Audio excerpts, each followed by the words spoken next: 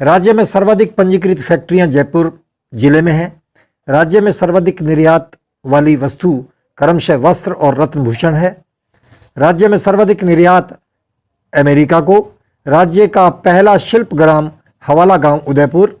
राज्य का सबसे छोटा नगर बोरखेड़ा बांसवाड़ा। राष्ट्रीय राजधानी क्षेत्र में शामिल राज्य के स्थान संपूर्ण अलवर जिला तथा भरतपुर जिले की पहाड़ी नगर डीग कुम्हेर और नदबई तहसीलें। सड़कों का राष्ट्रीय घनत्व 166.47 किलोमीटर। राज्य में सड़कों की लंबाई 31/3/17 तक 2,26,853.86 किलोमीटर। राज्य में सड़कों का घनत्व 31/3/17 तक 66.29 किलोमीटर प्रति 100 वर्ग किलोमीटर। राज्य में राष्ट्रीय मार्ग 39। राज्य में 31/3/2017 तक राष्ट्रीय मार्गों की कुल लंबाई 8,202.20 किलोमीटर। राष्ट्रीय राजमार्गों का सर्वाधिक लंबाई नंबर 1 उदयपुर, नंबर 2 बाड़मेर। राष्ट्रीय राजमार्गों का न्यूनतम लंबाई नंबर 1 करौली, नंबर 2 सवाई माधोपुर। राज्य में सर्वाधिक लंबा राष्ट्रीय राजमार्ग NH-15, सबसे छोटा राष्ट्रीय राजमार्ग NH-71B, सबसे व्यस्तम राष्ट्रीय राजमार्ग NH-8। राष्ट्रीय राजमार्गों की सर्वाधिक संख्या वाला जिला पाली 7 NH। राज्य का super zinc smelter plant Chanderia Chittorgarh. राज्य में प्रथम रेल आगरा फोर्ट से बांदीकुई के बीच 1874 में। प्रति 1000 वर्ग किलोमीटर पर रेल रूट की लंबाई 31/3/2016 को 17.15 किलोमीटर। 31 मार्च 2016 को रेल मार्गों की लंबाई 5,893 रूट किलोमीटर। रेल मार्गों की दृष्टि से राजस्थान का स्थान दूसरा, पहला उत्तर प्रदेश का है। राज्य का जिला जहां रेल मार्ग नहीं है बांसवाड़ा प्रतापगढ़। राज्य का प्रथम व देश का 14वां अंतर्राष्ट्रीय हवाई अड्डा सांगानेर जयपुर। एशिया का मीटर गेज का सबसे बड़ा रेलवे यार्ड फुलेरा जंक्शन। राज्य में छोटी लाइन नैरो गेज केवल धौलपुर में।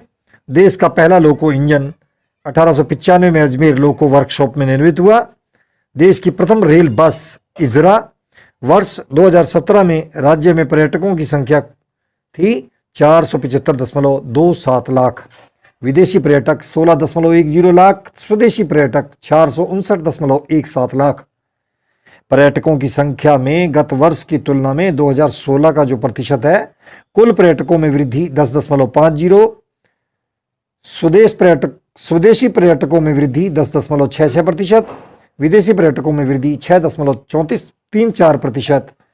भारत में आए विदेशी पर्यटकों का राजस्थान में प्रतिशत भाग 2016 में 17.3%। राजस्थान में विदेशी पर्यटक आगमन की दृष्टि से प्रमुख देश फ्रांस, यूके, यूएसए। राज्य में सर्वाधिक विदेशी पर्यटक जयपुर में। राज्य में सर्वाधिक स्वदेशी पर्यटक अजमेर में। राज्य में सहकारिता का प्रारंभ 1904 में अजमेर में। वर्तमान सहकारिता अधिनियम 14/11/2002 से लागू हुआ। शीर्ष सहकारी संस्थाएं 23 हैं। सहकारी शीत भंडार जयपुर व अलवर। सहकारी इसबगोल कारखाना आबू रोड। सहकारी क्षेत्र में बर्फ का कारखाना जयपुर में। राज्य का प्रथम विश्वविद्यालय राजस्थान विश्वविद्यालय जयपुर।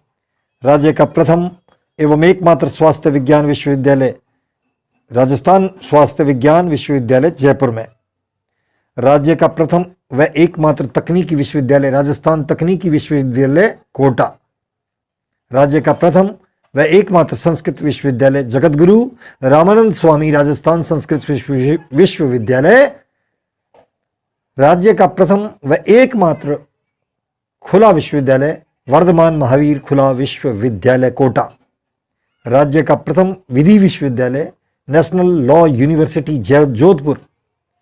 राज्य का पहला महिला विश्वविद्यालय ज्योति विद्यापीठ महिला विश्वविद्यालय। राज्य का प्रथम व एकमात्र खेल विश्वविद्यालय जो है वो झुंझुनू में है। पंचायती राज व्यवस्था का देश में सर्वप्रथम आरंभ हुआ 2/10/1959 को नागौर में। राजस्थान पंचायती राज अधिनियम 23/4/1994 से लागू हुआ। भारत का पहला भूमिगत परमाणु परीक्षण पोखरण जैसलमेर में हुआ। भारत का दूसरा भूमिगत परमाणु परीक्षण 11 व 13 मई 1998 को खेतोलाई पोखरण में हुआ। पन्ने की सबसे बड़ी अंतर्राष्ट्रीय मंडी जयपुर। राजस्थान लोक सेवा आयोग अजमेर में। राजस्थान राजस्व मंडल अजमेर में। राजस्थान माध्यमिक शिक्षा बोर्ड अजमेर में। राजस्थान उच्च न्यायालय की मुख्य पीठ जोधपुर में। राजस्थान उच्च न्यायालय खंडपीठ जयपुर में। राजस्थान के प्रमुख स्टेडियम सवाई मान सिंह स्टेडियम जयपुर में, उम्मेद सिंह स्टेडियम कोटा में, डॉक्टर करणी सिंह स्टेडियम बीकानेर में, महाराजा गंगा सिंह स्टेडियम श्री गंगानगर में।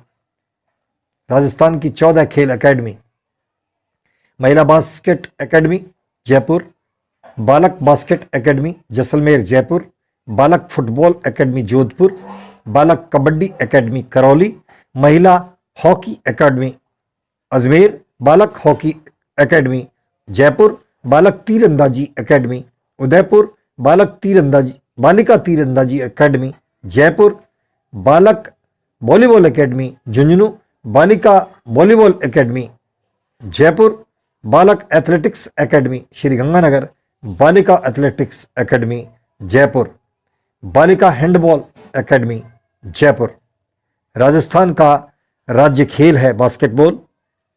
चिड़ावा का गांधी मास्टर प्यारेलाल गुप्ता को कहा गया। थार मरुभूमि में सबसे बड़ा शहर जोधपुर। राजस्थान के जिस जिले में से अधिकतम जिलों की सीमाएं स्पर्श करती हैं वह पाली है। राजस्थान के लिम्बाराम किस खेल से जुड़े हैं? तीर अंदाजी से। राजस्थान का राज्य पक्षी घोड़ावन है। राजस्थान का क्षेत्रफल 3,42,239 वर्ग किलोमीटर है। स्वतंत्रता से पूर्व राजस्थान की रियासतें 20 थी। इन 19 रियासतों के अलावा 3 ठिकाने थे, लावा, कुशलगढ़, नीमराणा तथा एक केंद्र शासित क्षेत्र अजमेर मेरवाड़ा भी था। निम्न में से किसे मरुभूमि की कोकिला कहा जाता है? अल्लाह जिलाई बाई को। राजस्थान के प्रथम मुख्यमंत्री थे हीरालाल शास्त्री। राजस्थान में कुल जिलों की संख्या है 33। मत्स्य संघ की राजधानी थी अलवर। राजस्थान में सीमा सुरक्षा बल का नया मुख्यालय कहाँ स्थापित किया गया? बीकानेर में। राज्य का कौन सा क्षेत्र डांग क्षेत्र के रूप में जाना जाता है? करौली, धौलपुर। भारत का पहला परमाणु विस्फोट किस स्थान पर किया गया? पोखरण, जैसलमेर में। जिला डांग क्षेत्र का भाग जो नहीं है वह है अलवर। अलवर जिला डांग क्षेत्र का भाग नहीं है। मरुस्थल का प्रवेश द्वार जोधपुर। कौन सा शहर राजस्थान का मैनचेस्टर कहलाता है? भीलवाड़ा। राजस्थान में ब्लू पोट्री का प्रसिद्ध केंद्र है जयपुर। आधुनिक राजस्थान के निर्माता मोहनलाल सुखाड़िया। राजस्थान के किस क्षेत्र का दैनिक तापांतर सर्वाधिक रहता है? पश्चिमी क्षेत्र का। वह कौन सी फसल है जिसके उत्पादन व क्षेत्रफल दोनों दृष्टि से राज्य देश में प्रथम स्थान पर है? बाजरा। जोधपुर का प्राचीन नाम मरुभूमि राठ क्षेत्र अलवर में है। ओरिएंटल रिसर्च इंस्टीट्यूट जोधपुर में है। राजस्थान राज्य उपभोक्ता संरक्षण आयोग का गठन 26 मई 1988 को किया गया। राजस्थान मंत्री परिषद में मंत्रियों की अधिकतम संख्या 30 हो सकती है। राजस्थान का प्रवेश द्वार और पूर्वी द्वार भरतपुर कहलाता है। 1829 में राजस्थान के लिए राजस्थान नामकरण कर्नल जेम्स टॉड ने किया। राज्य महाधिवक्ता व राज्य लोकसभा आयोग के अध्यक्ष व सदस्यों की नियुक्ति राज्यपाल करता है। अहिछत्रपुर नागौर का पुराना नाम है। किस राज्य में तीनों सर्वोच्च संवैधानिक पद एक समय महिलाओं के पास रहे हैं? राजस्थान। राजस्थान में सर्वोदय आंदोलन के प्रेरणा थे सिद्धराज डड्डा। भारतीय थल सेना को 15 अगस्त 2005 से नवगठित 7वीं कमान दक्षिण पश्चिमी कमान का मुख्यालय जयपुर में है। जॉर्ज थॉमस द्वारा सन 1800 में ईस्वी में राजस्थान के लिए राजपुताना नाम दिया गया। राजस्थान में कार्यरत भारतीय प्रशासनिक सेवा के अधिकारियों का चयन संघ लोक सेवा आयोग करता है। Central and western Rajput state of India पुस्तक का अन्य प्रसिद्ध नाम एनल्स एंड एंटोक्विटीज ऑफ राजस्थान है। राज्य प्रशासनिक सेवा सिविल सेवा के अधिकारी अपने पद पर कार्य करते हैं राज्यपाल के प्रसाद पर्यंत। राजस्थान में कार्यरत भारतीय प्रशासनिक सेवा के अधिकारियों का चयन संघ लोक सेवा आयोग करता है। राज्य प्रशासनिक सेवा सिविल सेवा अधिकारी अपने पद के लिए कार्य करते हैं राज्यपाल के प्रसाद पर्यंत तक। किस मुख्यमंत्री के नेतृत्व में राजस्थान विधानसभा के प्रथम आम चुनाव संपन्न हुए? श्री जयनारायण व्यास। प्रथम राज्य विधानसभा चुनावों के समय राजस्थान के राज प्रमुख सवाई मानसिंह थे, महाराजा सवाई मानसिंह। राजस्थान के प्रथम एवं अंतिम महाराज प्रमुख थे महाराणा भोपाल सिंह। अजमेर मेरवाड़ा के प्रथम एवं एकमात्र मुख्यमंत्री थे हरिभाऊ उपाध्याय। प्राचीन काल में राजस्थान का कौन सा भूभाग सूरसिंह जनपद का एक भाग था? भरतपुर, धौलपुर, करौली क्षेत्र। डूंगरपुर पूर्वी सिरोही व उदयपुर जिले की अरावली पर्वतीय आदिवासी क्षेत्रों को किस अन्य नाम से जाना जाता था? भूमट। राज्य के वर्तमान शहर क्षेत्रों एवं पूर्व में प्रचलित उनके नामों के निम्न युग में से कौन सा सही नहीं है? अलवर राज्य का उत्तरी भाग मांड, यह सही नहीं है, बाकी तीनों सही है। अजमेर अजमेरू, सांबर के आसपास के क्षेत्र सपादलक्ष, चूरू सीकर व झुंझुनू के क्षेत्र शेखावाटी। अलवर राज्य का उत्तरी भाग प्राचीन समय में कुरु प्रदेश कहलाता था तथा मांड क्षेत्र जैसलमेर को कहते थे। सांचौर क्षेत्र को किस अन्य नाम से जानते हैं? राजस्थान का पंजाब। राजस्थान की धातु नगरी नागौर। नागौर में धातु के कृषि यंत्र व औजार बड़े पैमाने पर बनाए जाते हैं, अतः इसे धातु नगरी कहते हैं। जैसलमेर किस उपनाम से प्रसिद्ध है? स्वर्ण नगरी। वांगड़, मालवा, किराड़ू आदि क्षेत्रों में प्राचीन समय में निम्न में से किस वंश का शासन रहा? परमार का। धौलपुर को प्राचीन समय में किस नाम से जाना जाता था? कोठी के नाम से जाना जाता था। अर्थशास्त्र। भारत में योजना आयोग के स्थान पर किस निकाय का गठन 1 जनवरी 2015 को किया गया? नीति आयोग का। 12वीं पंचवर्षीय योजना कब लागू की गई? 1 अप्रैल 2012 को। 12वीं योजना में अंतिम रूप से विकास दर का लक्ष्य रखा गया था 8%। 12वीं योजना में सर्वाधिक प्रावधान किस क्षेत्र के लिए किया गया था? सामाजिक सेवाओं के लिए। कुल सार्वजनिक परिव्यय के हिसाब से अब तक की सबसे बड़ी पंचवर्षीय योजना है 12वीं। 76,69,807 करोड़ रुपए की कुल परिव्यय किस पंचवर्षीय योजना में रखा गया? 12वीं पंचवर्षीय में। देश की 12वीं योजना के क्षेत्रवार लक्ष्यों में से कौन सा गलत है? निर्माण 10.5%। देश में किस राज्य की 12वीं योजना का आकार सबसे अधिक है? आंध्र प्रदेश। संपूर्ण देश की 12वीं योजना पिछली योजना 11वीं से आकार में कितने प्रतिशत अधिक है? 108.59%। भारत में योजना निर्माण का कार्य किया जाता रहा है भारतीय योजना आयोग के द्वारा। भारतीय योजना आयोग किस प्रकार का निकाय था? सलाहकारी निकाय। भारत में योजना निर्माण के बाद अंतिम स्वीकृति प्रदान करने वाली संस्था है राष्ट्रीय विकास परिषद। योजना आयोग का अध्यक्ष प्रधानमंत्री होता है। पैनल इकोनॉमी फॉर इंडिया नामक पुस्तक के लेखक sir M Visvesvaraya. A plan of economic development नामक योजना के एक प्रारूप को किस अन्य नाम से जाना जाता है? बॉम्बे प्लान। किस योजना काल में भारत को 2 युद्धों का सामना करना पड़ा। तृतीय पंचवर्षीय योजना में भारतीय योजनाओं के दीर्घकालीन लक्ष्यों की नीचे कौन सा कथन है ऐसा जो इसको सर्वोत्तम ढंग से व्यक्त करता है? विकास के साथ सामाजिक न्याय की स्थापना करना। आधारभूत व भारी उद्योगों को सर्वोच्च प्राथमिकता दी गई। द्वितीय पंचवर्षीय योजना में गाडगिल फार्मूले में सर्वाधिक भार किस पर दिया गया? जनसंख्या पर। राष्ट्रीय विकास परिषद का अध्यक्ष प्रधानमंत्री होता है। भारत के आर्थिक नियोजन के संदर्भ में कहा जाता है India has good plans but no planning. इस कथन में क्या है? इस कथन में है नियोजन के क्रियान्वयन पक्ष की कमजोरी से। नियोजन के क्रियान्वयन पक्ष की कमजोरी से इसका मतलब है।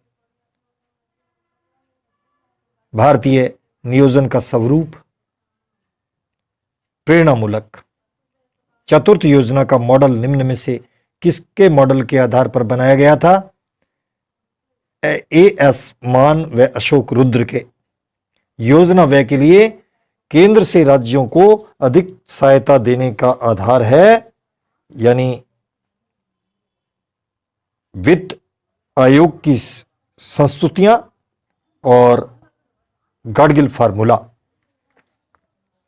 प्रथम व चतुर्थ योजना का मुख्य उद्देश्य था खाद्यान्न आत्मनिर्भरता।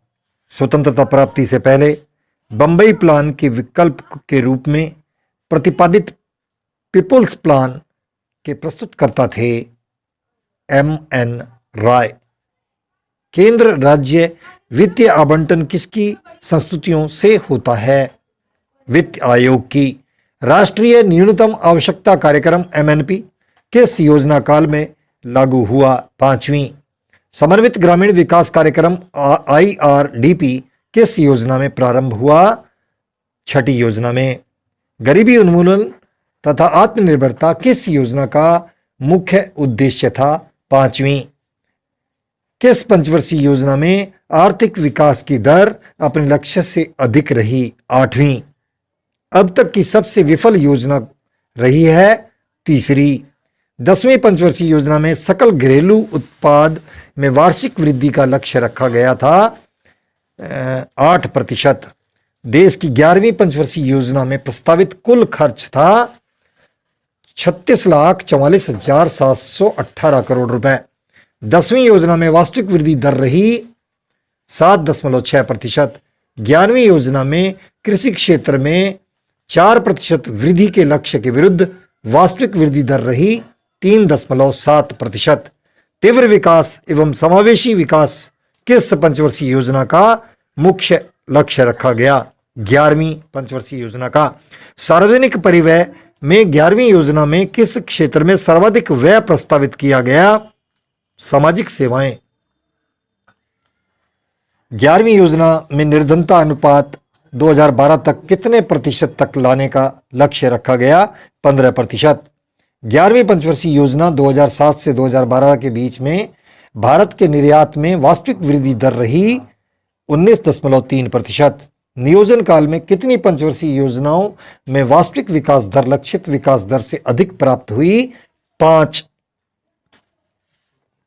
प्रथम 5वीं, 6ठी, 7वीं एवं 8वीं पंचवर्षीय योजना में वास्तविक आर्थिक वृद्धि दर लक्ष्य से अधिक रही थी। अब तक कितनी बार पंचवर्षीय योजनाओं का सामान्य क्रम अवरुद्ध हुआ है? 3 बार। नियोजन काल में कितनी वार्षिक योजनाएं बनी? 6। 11वीं योजना 2007 से 12 में कुल प्रस्तावित सार्वजनिक व्यय 36,44,718 करोड़ रुपए था, किंतु वास्तविक व्यय राशि 36,76,936 करोड़ रुपए थी। सामाजिक न्याय तथा समता के साथ आर्थिक विकास किस योजना का प्रमुख उद्देश्य रहा? 9वीं योजना का। योजना में कोर सेक्टर का तात्पर्य है चयनित आधारभूत उद्योगों से। हिंदू वृद्धि दर किस वृद्धि दर से संबंधित है? राष्ट्रीय आय से संबंधित है। भारत में सकल घरेलू बचतों में सर्वाधिक योगदान किसका है? घरेलू क्षेत्र का। अनवरत योजना किस अवधि के लिए बनाई गई थी, जो बाद में रद्द कर दी गई? 1978 से 1983 की अवधि के लिए। भारतीय अर्थव्यवस्था कैसी अर्थव्यवस्था है?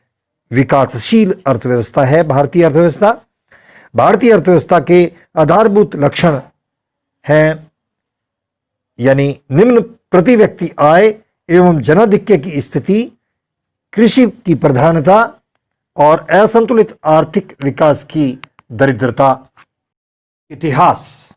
मौर्य प्रशासन। चंद्रगुप्त मौर्य के नेतृत्व में भारत ने सर्वप्रथम राजनीतिक केंद्रीकरण के दर्शन किए तथा चक्रवर्ती सम्राट की अवधारणा को व्यवहारिक रूप प्रदान किया। यह नौकरशाही पर आधारित प्रशासन था। मौर्य साम्राज्य में प्राचीन भारत में सर्वाधिक विशाल नौकरशाही थी। केंद्रीय शासन। मौर्य साम्राज्य एक केंद्रीकृत प्रशासन था जिसकी पहुंच नागरिक जीवन के सभी क्षेत्रों में थी तथा इसकी चिंता बाजार व्यवस्था के नियंत्रण से लेकर नागरिक जीवन में नैतिक मूल्यों की सुरक्षा तक थी। मौर्य साम्राज्य की राजतंत्रात्मक शासन पद्धति में राजा केंद्रीय शासन का प्रमुख था। राजशक्ति निरंकुश पितृसत्तावाद पर आधारित थी। प्रशासनिक विभाग। मौर्य प्रशासन में उच्च अधिकारियों को तीर्थ कहा जाता था। इसकी संख्या 18 थी। इन्हें महात्म्य संज्ञा भी दी गई है।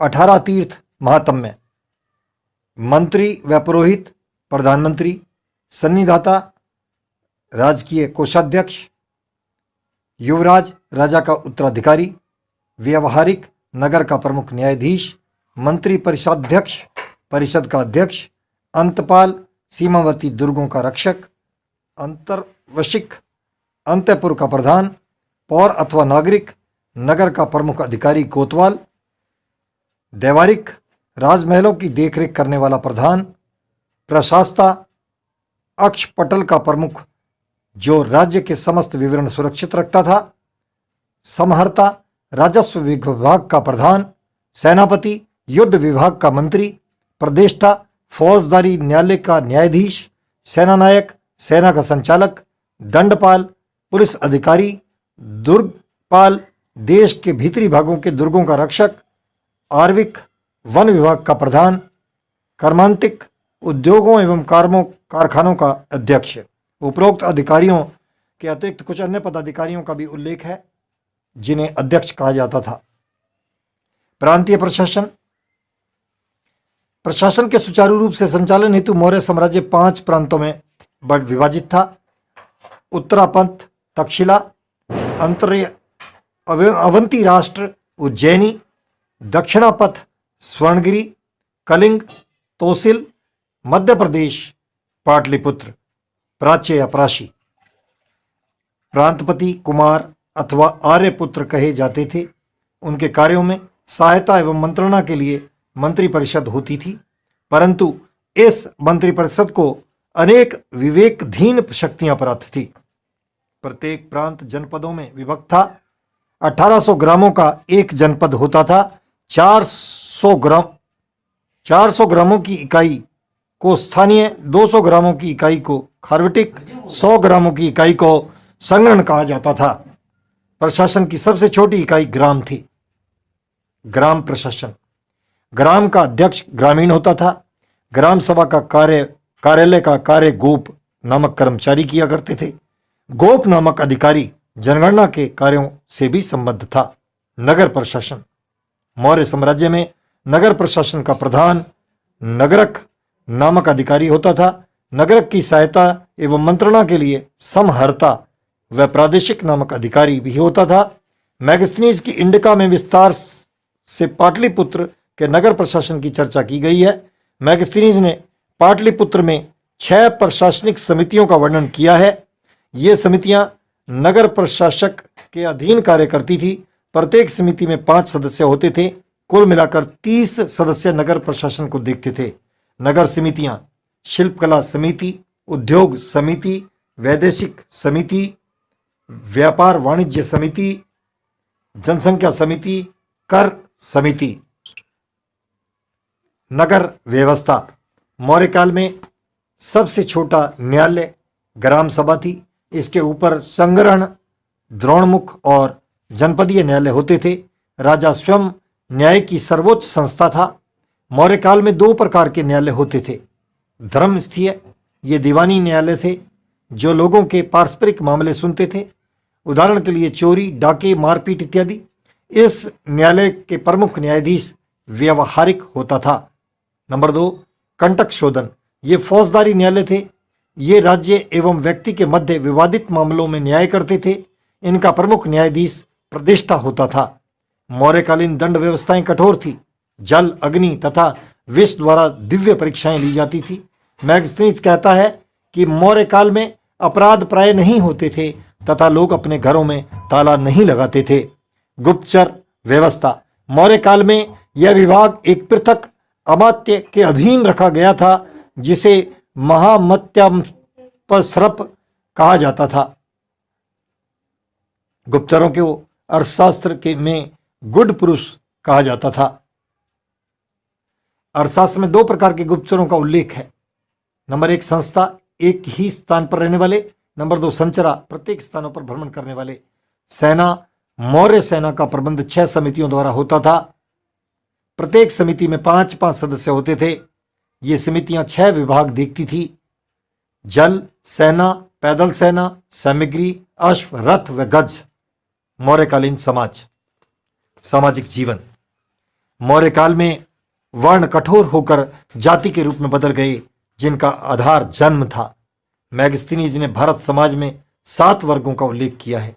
नंबर 1, दार्शनिक, 2, कृषक, 3, सैनिक, 4, पशुपालक व चरवाहे, 5, निरीक्षक, 6, मंत्री, 7, शिल्पी। मैगस्थनीज भारत में दास प्रथा का उल्लेख नहीं करता। अर्थशास्त्र में वार्ता अर्थात कृषि, पशुपालन एवं वाणिज्य को शूद्र का धर्म बतलाया गया है।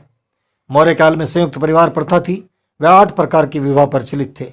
उच्च जाति के व्यक्ति का अपने नीचे की जाति की स्त्री से विवाह अनुलोम विवाह तथा उच्च जातीय कन्या का निम्न जातीय वर्ग के साथ विवाह प्रतिलोम विवाह कहलाता था। मैगस्थनीज के अनुसार लोग मितव्ययी तथा उच्च नैतिक आचरण वाले थे।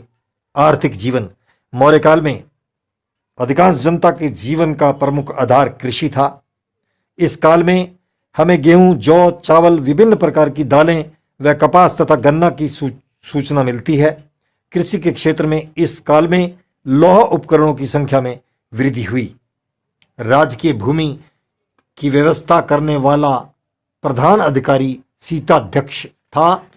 भूमि कर को भाग कहा जाता था। यह उपज का 1/6 भाग होता था। राज्य की भूमि को सीता भूमि कहा जाता था। राजकीय भूमि से प्राप्त आय को सीता कहा जाता था। व्यापारिक जहाजों का निर्माण मौर्य काल का एक प्रमुख उद्योग था। अस्त्र निर्माण व जहाज निर्माण पर राज्य का एकाधिकार था। भारत में मौर्य काल में पश्चिम भारत में भृगुकच्छ तथा पूर्व में ताम्रलिप्ति प्रमुख बंदरगाह थे। इस समय बंगाल अपने मलबल के व्यवसाय के लिए प्रसिद्ध था। खान उद्योग में लौह, तांबे एवं सोने के खनन पर विशेष बल दिया गया। मगध क्षेत्र में लोहे का उत्पादन होता था। दक्षिण में सुवर्णगिरी शब्द का प्रयोग उस क्षेत्र की सोने की खान से निकटता को दर्शाता है। इस काल में वस्त्र निर्माण एक महत्वपूर्ण उद्योग था। व्यापारिक मार्ग, मौर्य काल में व्यापारिक मार्ग के रूप में उत्तरापथ प्रचलन था। मार्ग निर्माण राज्य का विशेष दायित्व था। मैगस्थनीज के अनुसार इसके लिए एक एग्रोनोमाई नामक अधिकारी था। उत्तरापथ पूर्व में ताम्रलिप्ति बंदरगाह को पश्चिम में बड़ौद से तथा उत्तर पश्चिम में तक्षशिला से जोड़ता था। मौर्यकाल उद्योग धंधों की संस्थाओं को श्रेणी कहा जाता था। श्रेणियों के अपने न्यायालय होते थे। श्रेणी न्यायालय का प्रधान महाश्रेष्ठी कहलाता था। मौर्य काल में सिक्कों का प्रचलन हो चुका था। चांदी के सिक्कों का कर्षापण या धारण तथा तांबे के सिक्कों को मासक कहा जाता था। अर्थशास्त्र में राजकीय टकसाल का भी उल्लेख मिलता है, जिसका अध्यक्ष लक्षणाध्यक्ष होता था। वह मुद्राओं का परीक्षण करने वाला अधिकारी रूपदर्शक कहलाता था। मौर्य काल में प्रथम बार कर प्रणाली की विस्तृत रूपरेखा प्रस्तुत की गई। मौर्य काल में वाणिज्य व्यापार में भी राज्य की भागीदारी थी। राजकीय वस्तु राजपण्य कहलाती थी। व्यापारिक गतिविधियां एक पण्याध्यक्ष नामक अधिकारी के निरीक्षण में रखी गई थी। राज्य के द्वारा वस्तुओं का सोमा शुल्क एवं व्यापारिक कर लगाए जाते थे।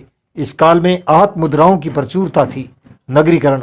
अशोक के अभिलेखों में पाटलिपुत्र के अतिरिक्त 7 नगरों का जिक्र हुआ। तक्षशिला, तोसली, इशिला, उज्जैन, संपा, कौशाम्बी और स्वर्णगिरी। इसके अतिरिक्त मैगस्थनीज ने मथुरा का जिक्र किया है। मौर्य का वैदेशिक संपर्क। मौर्यों की विदेशी नीति पश्चिम पड़ोसियों की ओर विशेष रूप से केंद्रित रही है, जबकि पूर्व की तरफ उन्होंने कोई खास दिलचस्पी नहीं दिखाई। इसका कारण यह था कि मौर्य राज्य की नींव पश्चिमी शक्ति के साथ संघर्ष के बाद ही पड़ी थी। चंद्रगुप्त मौर्य ने सिकंदर की मृत्यु से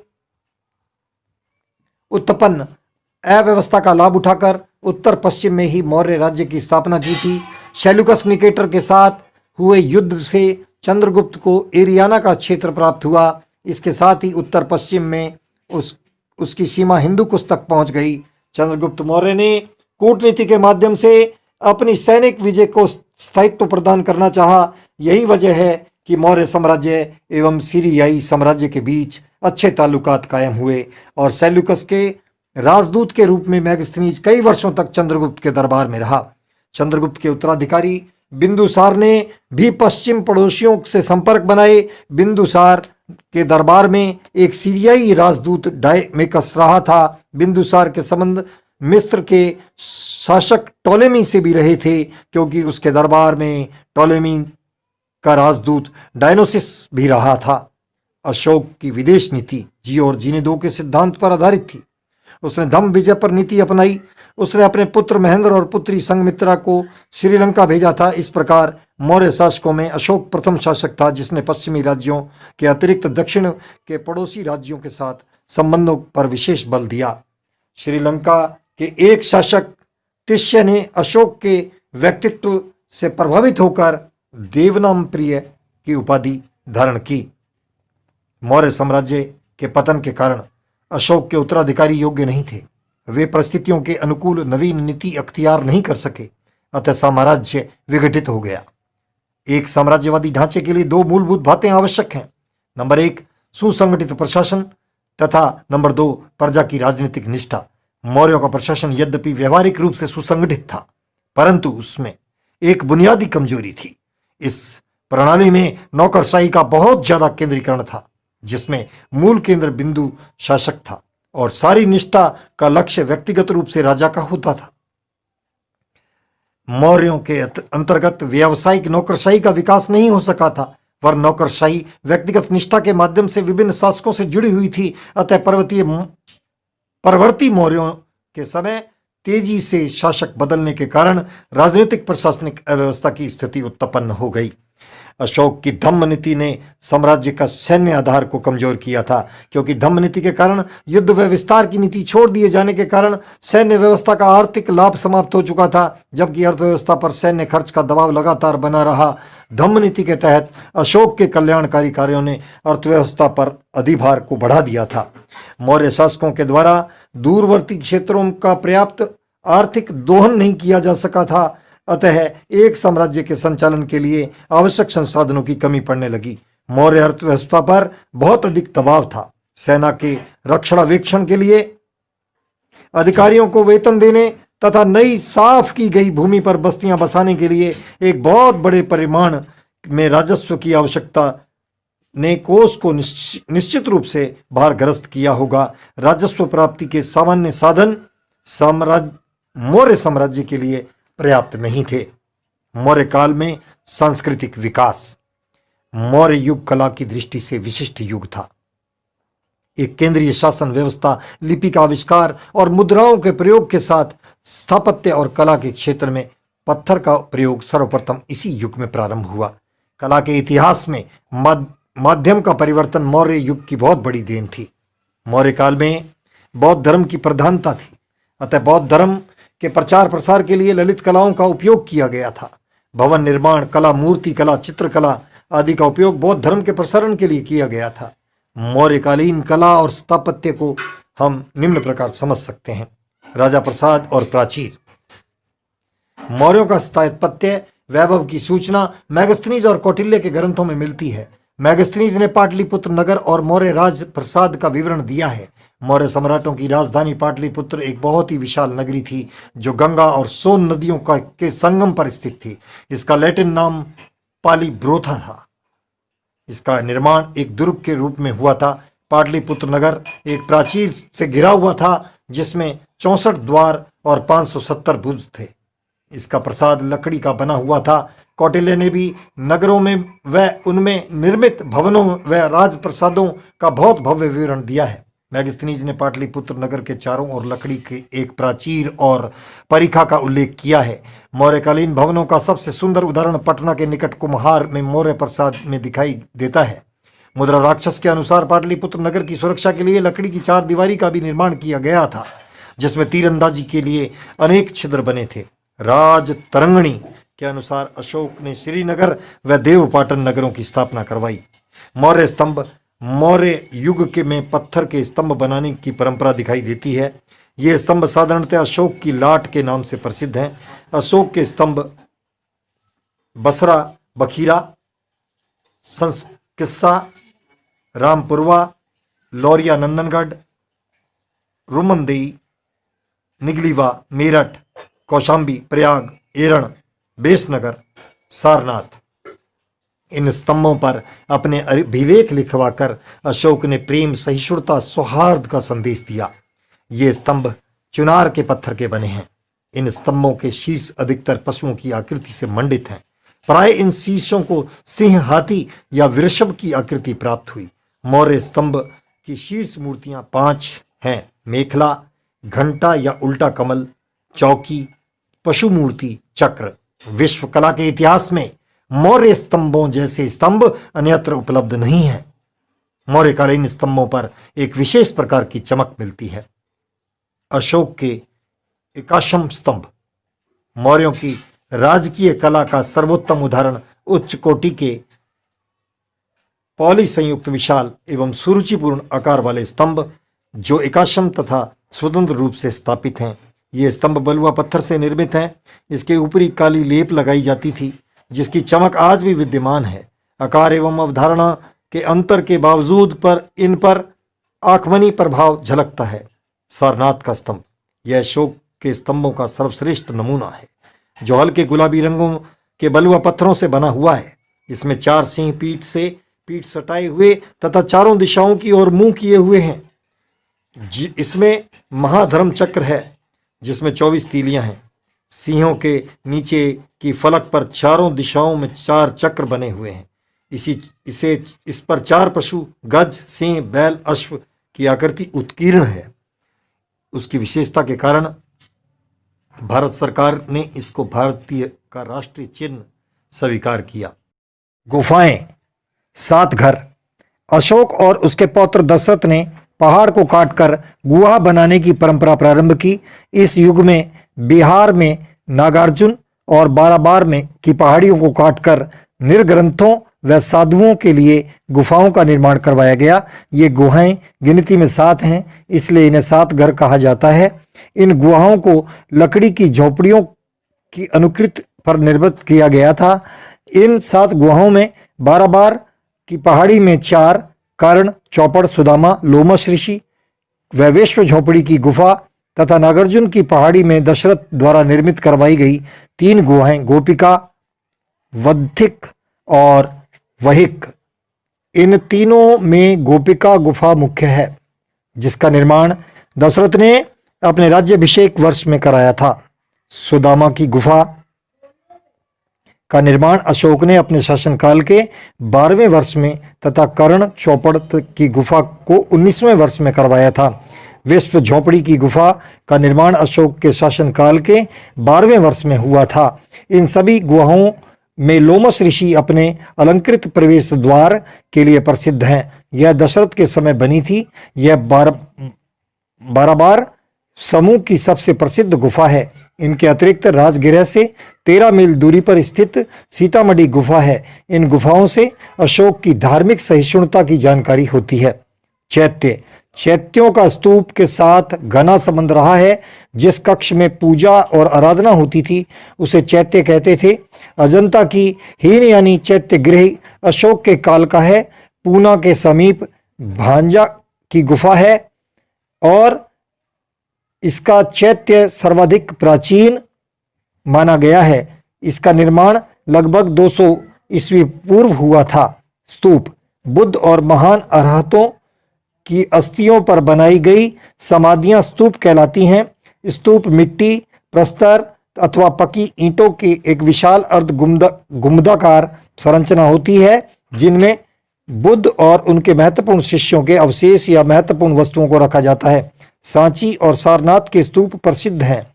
सांची का स्तूप वर्तमान में मध्य प्रदेश के रायसेन जिले में विदिशा के समीप स्थित है। सबसे प्राचीन स्तूप नेपाल की सीमा पर पिपरहावा में है, जो संभवतः अशोक से भी प्राचीन और शायद बुद्ध के कुछ ही काल के बाद का बना हुआ है। इलाहाबाद से दक्षिण पश्चिम की ओर बुंदेलखंड के नागौद रियासत में बरहुत नामक स्थान पर एक विशाल स्तूप था। श्री कनिंघम ने सर्वप्रथम 1873 में इस स्थान का पता लगाया था।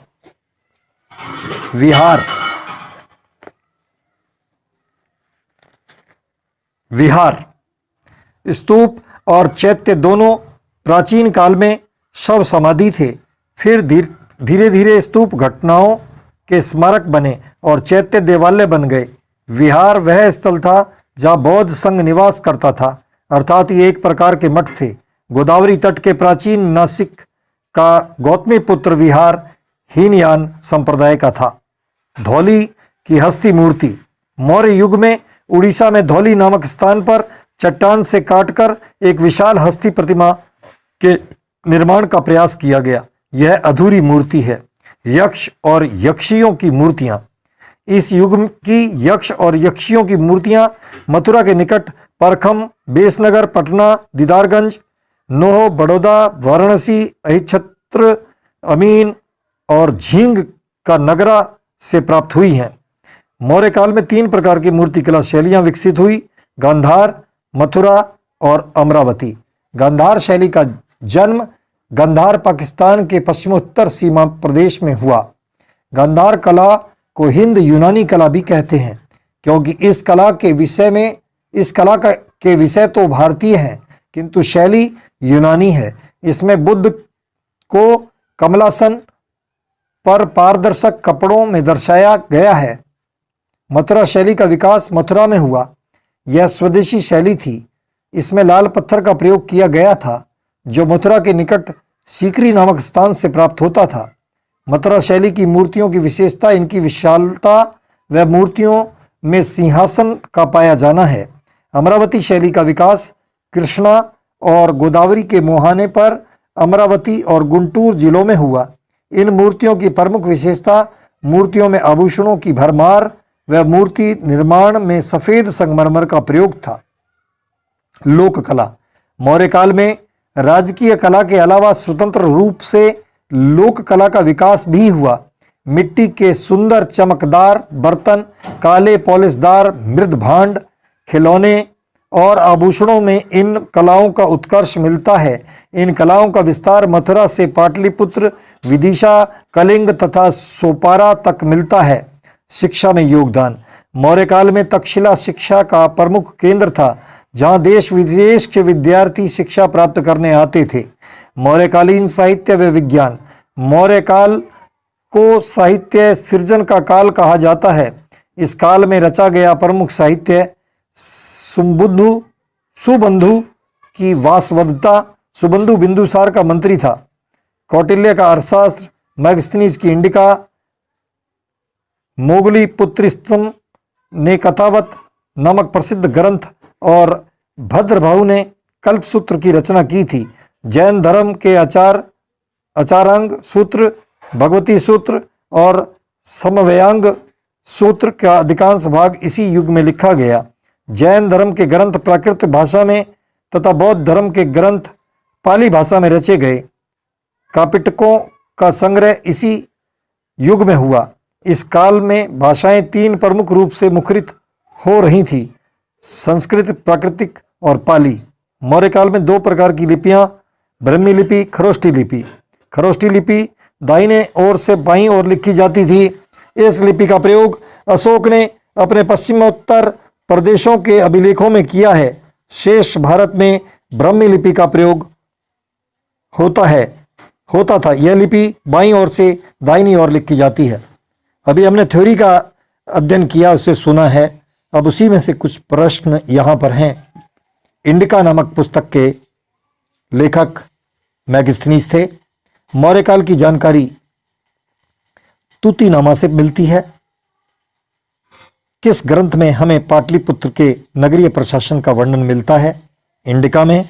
चंद्रगुप्त मौर्य वृद्धावस्था में जैन साधु भद्रभाऊ के साथ तपस्या करने किस स्थान पर चला गया? श्रवण बेलगोला।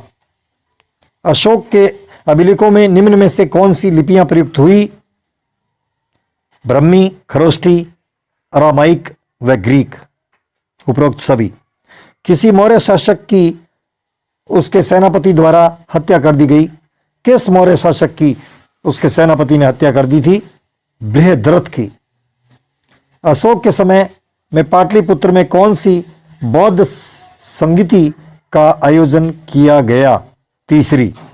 मौर्य काल में प्रचलित विनिमय का माध्यम कौन सा सिक्का था? पण। अशोक के किस शिलालेख में कलिंग नरसंहार का वर्णन है? 13वें। अशोक के काल में किस देश के राजा ने उसके समान देवनाम प्रिय की उपाधि ग्रहण की? श्रीलंका के तिस्म ने। किस प्राचीन ग्रंथ में विवरण दिया गया है कि भारत में दास प्रथा नहीं थी? इंडिका में। मौर्य सम्राट अशोक का नाम किस अभिलेख में पाया गया? मास्की व गुर्जरा में। सेल्यूकस ने किस राजदूत को चंद्रगुप्त के दरबार में भेजा था? मैगस्थनीज को। मौर्य काल का मुख्यतः भूमि कर था भाग। भारतीय इतिहास में वह पहला शासक कौन सा था जिसने राजनीतिक जीवन में हिंसा त्याग का सिद्धांत सामने रखा? अशोक। चंद्रगुप्त मौर्य ने नंदवंश के किस शासक को परास्त किया था? घननंद को। दिल्ली टोपरा, दिल्ली मेरठ, लोरिया, अरराज, लोरिया, नंदगढ़, रामपुरवा, प्रयाग इत्यादि स्थानों पर अशोक के क्या मिले? स्तंभ लेख। प्रांतीय शासन का सर्वप्रथम उल्लेख मिलता है मौर्य काल में। कौटिल्य के अर्थशास्त्र की प्रमुख विषय क्या है? राजनीति। अशोक अपने राज्याभिषेक के 8वें वर्ष में किस राज्य पर आक्रमण किया था अशोक ने, जिसमें भयंकर नरसंहार हुआ था? कलिंग पर। सम्राट अशोक पर बौद्ध धर्म का प्रभाव डालने वाले व्यक्तियों में निम्न में से कौन नहीं था?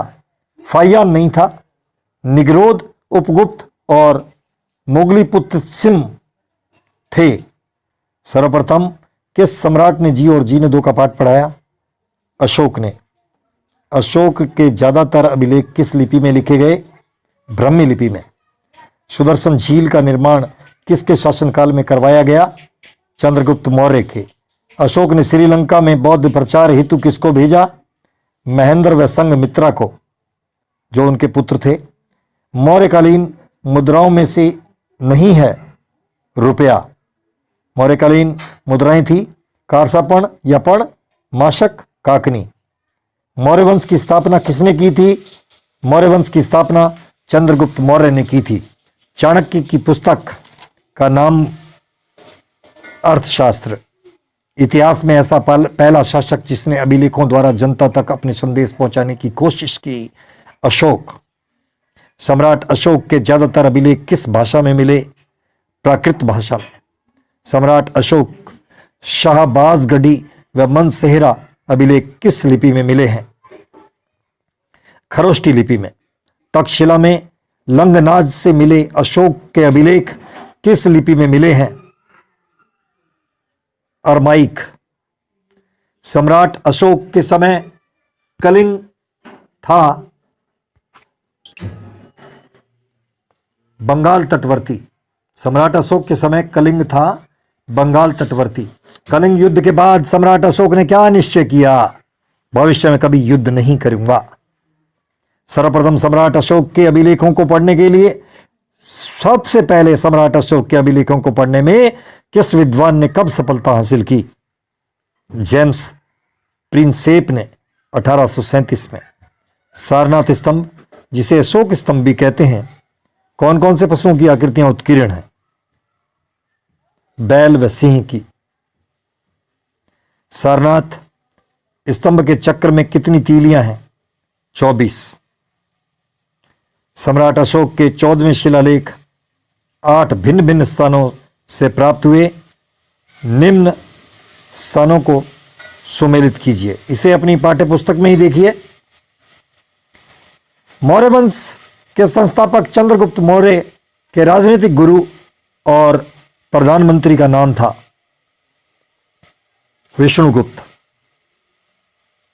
निम्न में से किस शासक को शत्रु का संहारक कहा जाता है? बिंदुसार को। पुराणों में अशोक का नाम मिलता है अशोक वर्धन। दिव्यवदान के अनुसार अशोक को बौद्ध धर्म में किसने दीक्षित किया था? उपगुप्त ने। किस अभिलेख को अशोक स्पष्टतः बुद्ध धम्म और संघ का अभिवादन करता है? भब्र शिलालेख में। स्वर्ण बेलगोला स्थित है कर्नाटक में। अशोक के शासनकाल में आयोजित बौद्ध संगति का अध्यक्ष था मोगलीपुत्तिस।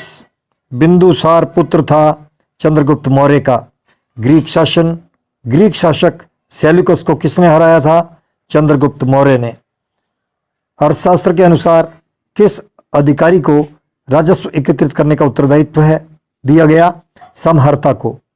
कौन मौर्य शासक जैन था? संप्रति। अशोक के किस अभिलेख में यह घोषणा की गई कि सभी मनुष्य मेरी संतान की भांति है? धौली अभिलेख में। रोमिनदेही स्तंभ किसके शासनकाल का है? अशोक के। अशोक का कौन सा अभिलेख धार्मिक सहिष्णुता के सिद्धांत को समर्पित है? द्वादश शिलालेख। चंद्रगुप्त मौर्य के समय सौराष्ट्र का राज्यपाल कौन था? पुष्यगुप्त वैश्य। मौर्य शासकों पर विचार कीजिए। इस प्रश्न को आप अपनी पुस्तक में पढ़ें। मध्य प्रदेश में वह कौन सा स्थान है जहां अशोक के अभिलेख में उसके नाम का उल्लेख है? गुर्जरा। मौर्य साम्राज्य को अंततः नष्ट किया गया पुष्यमित्र शंगु ने। निम्नलिखित में से मौर्य कला का सबसे अच्छा नमूना कौन सा है? स्तंभ।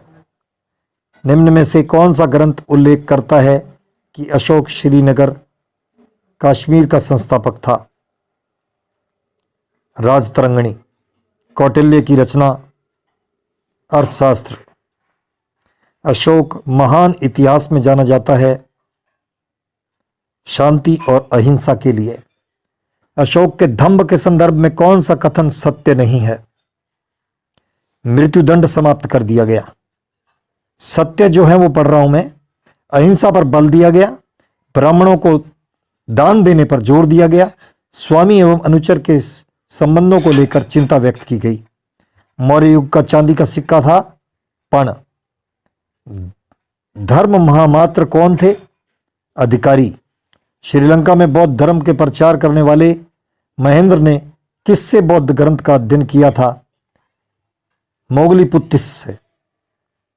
वह भिक्षु कौन था जिसके साथ चंद्रगुप्त मौर्य दक्षिण भारत गया था? भद्रबाहु। धर्म महामात्र का कार्य था नैतिक सिद्धांतों का प्रचार। अशोक को स्मरण किए जाने का कारण है जनहित। भारतीय लोगों के जिस गुण की मैगस्थनीज ने प्रशंसा की थी वह था उच्च नैतिक स्तर। यूनानी राजदूत डाइमेकस किसके शासनकाल में भारत आया? बिंदुसार के। स्वर्ण बेलगोला का संबंध है चंद्रगुप्त मौर्य से। यूनानी लेखकों ने किस मौर्य शासक को अमित्रघात की संज्ञा दी? बिंदुसार को। बिंदुसार की राज्यसभा में आने वाली सीरिया का राजदूत कौन था? डाइमेकस। प्राचीन भारत के संदर्भ में करसापण क्या था? साधारणतः प्रचलित सिक्के। अशोक की धम्म नीति का मूल मंत्र या सिद्धांत क्या था? आत्मनियंत्रण। निम्न में से किसमें वर्णित है कि बिंदुसार की मृत्यु के बाद अशोक और उसके भाइयों में राजगद्दी के लिए संघर्ष हुआ, जिसमें कहा जाता है कि अशोक ने अपने अनेक भाइयों का वध किया? महावंश में मौर्यकालीन मृद भांडों को क्या कहा जाता है? उत्तरी काली पॉलिश वाले भांड। निम्न में से किन राजाओं ने सौराष्ट्र अंचल में जल संसाधन व्यवस्था पर पर्याप्त ध्यान दिया? ये प्रश्न आपको पुस्तक में से देखना है। निम्न में से किसने यूनानी लेखकों के सेंड्रोकोटस का समीकरण चंद्रगुप्त मौर्य से किया? William Jones. निम्न में से कौन अशोक का समकालीन नहीं था? डायोडोटस। बाकी अंतियोकस, अंतिकिन, टॉलेमी ये समकालीन थे। मौर्य काल में वाणिज्य अधीक्षक कहलाता था पण्याध्यक्ष। मौर्य काल में शिक्षा का सर्वाधिक प्रसिद्ध केंद्र था तक्षशिला। अशोक का कौन सा शिलालेख 5 यवनों, राज्यों, धर्म प्रचारकों को भेजने का वर्णन करता है? 13वां शिलालेख। किसे मिस्र के टॉलेमी फिलाडेल्फस ने राजदूत के रूप में भारत भेजा था? डायनोसियस। मौर्य प्रशासन में सीता का तात्पर्य था राज्य की भूमि का राजस्व। जिस राजा ने कलिंग नहर खुदवाई वह था नंद राजवंश। 12 बार पहाड़ियां कहाँ हैं? बिहार में। यूनानी और अरमाइक भाषा में खुद अशोक का एक द्विभाषी उत्कीर्ण लेख मिलता है कंधार में। अशोक के किस शिलालेख में से उसके बौद्ध होने के प्रमाण मिलते हैं? भाब्रू। निम्न में से कौन सा एक मूर्ति शिल्प मौर्य काल का नहीं है?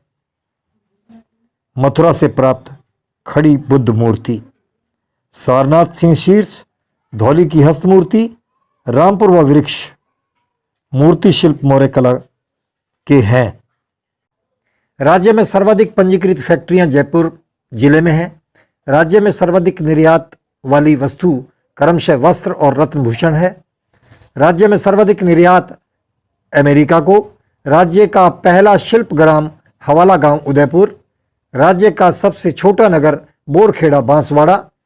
राष्ट्रीय राजधानी क्षेत्र में शामिल राज्य के स्थान संपूर्ण अलवर जिला तथा भरतपुर जिले की पहाड़ी नगर डीग, कुम्हेर और नदबई तहसीलें।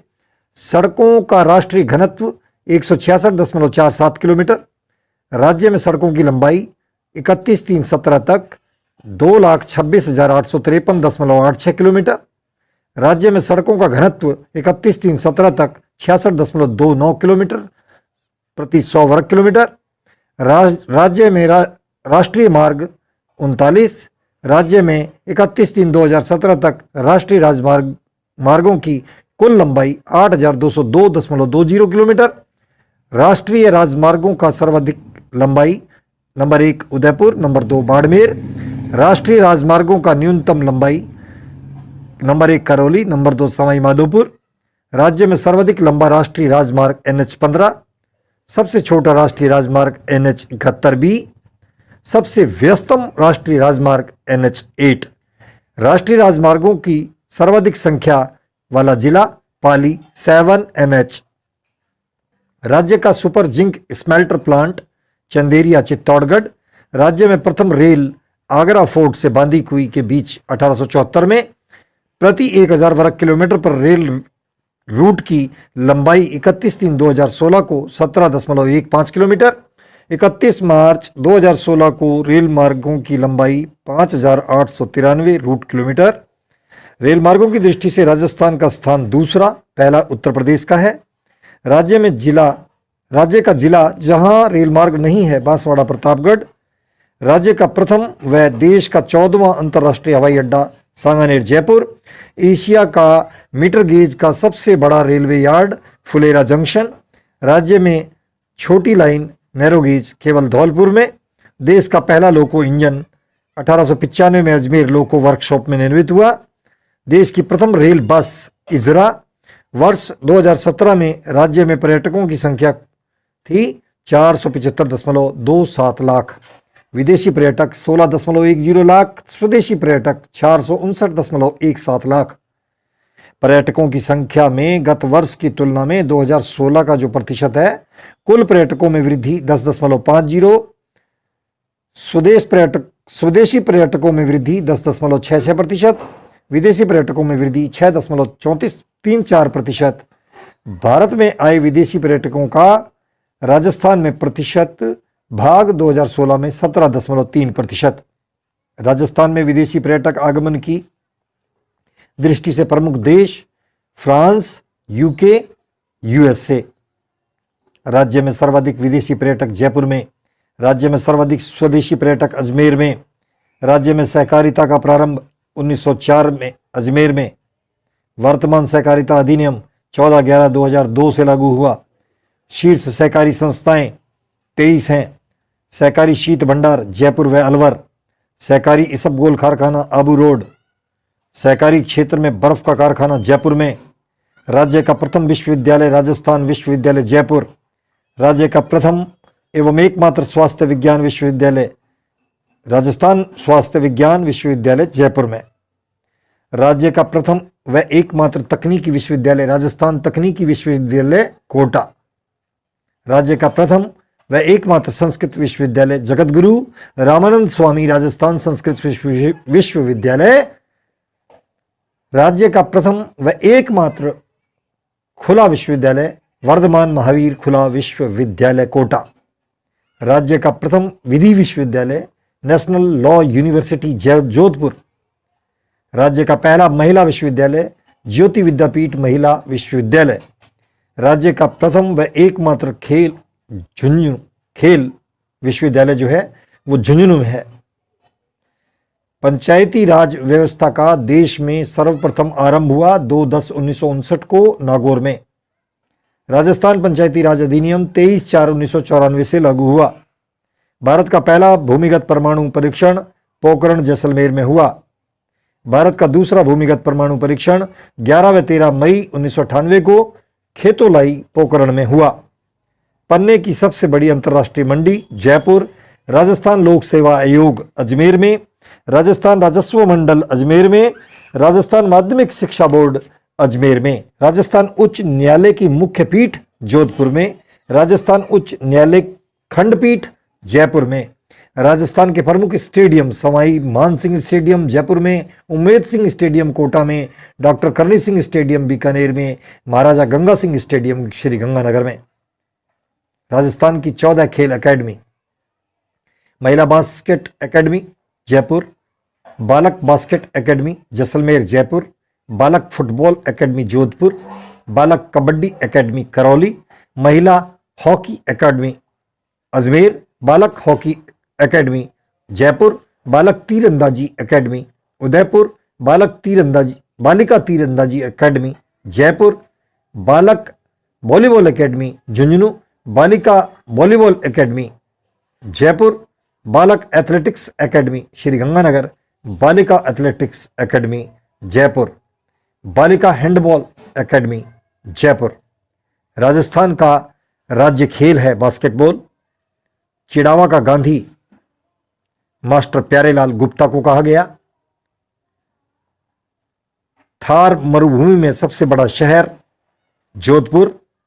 राजस्थान के जिस जिले में से अधिकतम जिलों की सीमाएं स्पर्श करती हैं वह पाली है। राजस्थान के लिम्बाराम किस खेल से जुड़े हैं? तीर अंदाजी से। राजस्थान का राज्य पक्षी घोड़ावन है। राजस्थान का क्षेत्रफल 3,42,239 वर्ग किलोमीटर है। स्वतंत्रता से पूर्व राजस्थान की रियासतें 20 थी। इन 19 रियासतों के अलावा 3 ठिकाने थे, लावा, कुशलगढ़, नीमराना, तथा एक केंद्र शासित क्षेत्र अजमेर मेरवाड़ा भी था। निम्न में से किसे मरुभूमि की कोकिला कहा जाता है? अल्लाह जिलाई बाई को। राजस्थान के प्रथम मुख्यमंत्री थे हीरालाल शास्त्री। राजस्थान में कुल जिलों की संख्या है 33। मत्स्य संघ की राजधानी थी अलवर। राजस्थान में सीमा सुरक्षा बल का नया मुख्यालय कहाँ स्थापित किया गया? बीकानेर में। राज्य का कौन सा क्षेत्र डांग क्षेत्र के रूप में जाना जाता है? करौली, धौलपुर। भारत का पहला परमाणु विस्फोट किस स्थान पर किया गया? पोखरण, जैसलमेर में। जिला डांग क्षेत्र का भाग जो नहीं है वह है अलवर। अलवर जिला डांग क्षेत्र का भाग नहीं है। मरुस्थल का प्रवेश द्वार जोधपुर। कौन सा शहर राजस्थान का मैनचेस्टर कहलाता है? भीलवाड़ा। राजस्थान में ब्लू पोट्री का प्रसिद्ध केंद्र है जयपुर। आधुनिक राजस्थान के निर्माता मोहनलाल सुखाड़िया।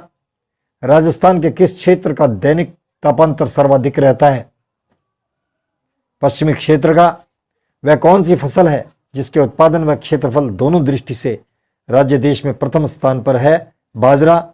जोधपुर का प्राचीन नाम मरुभूमि राठ क्षेत्र अलवर में है।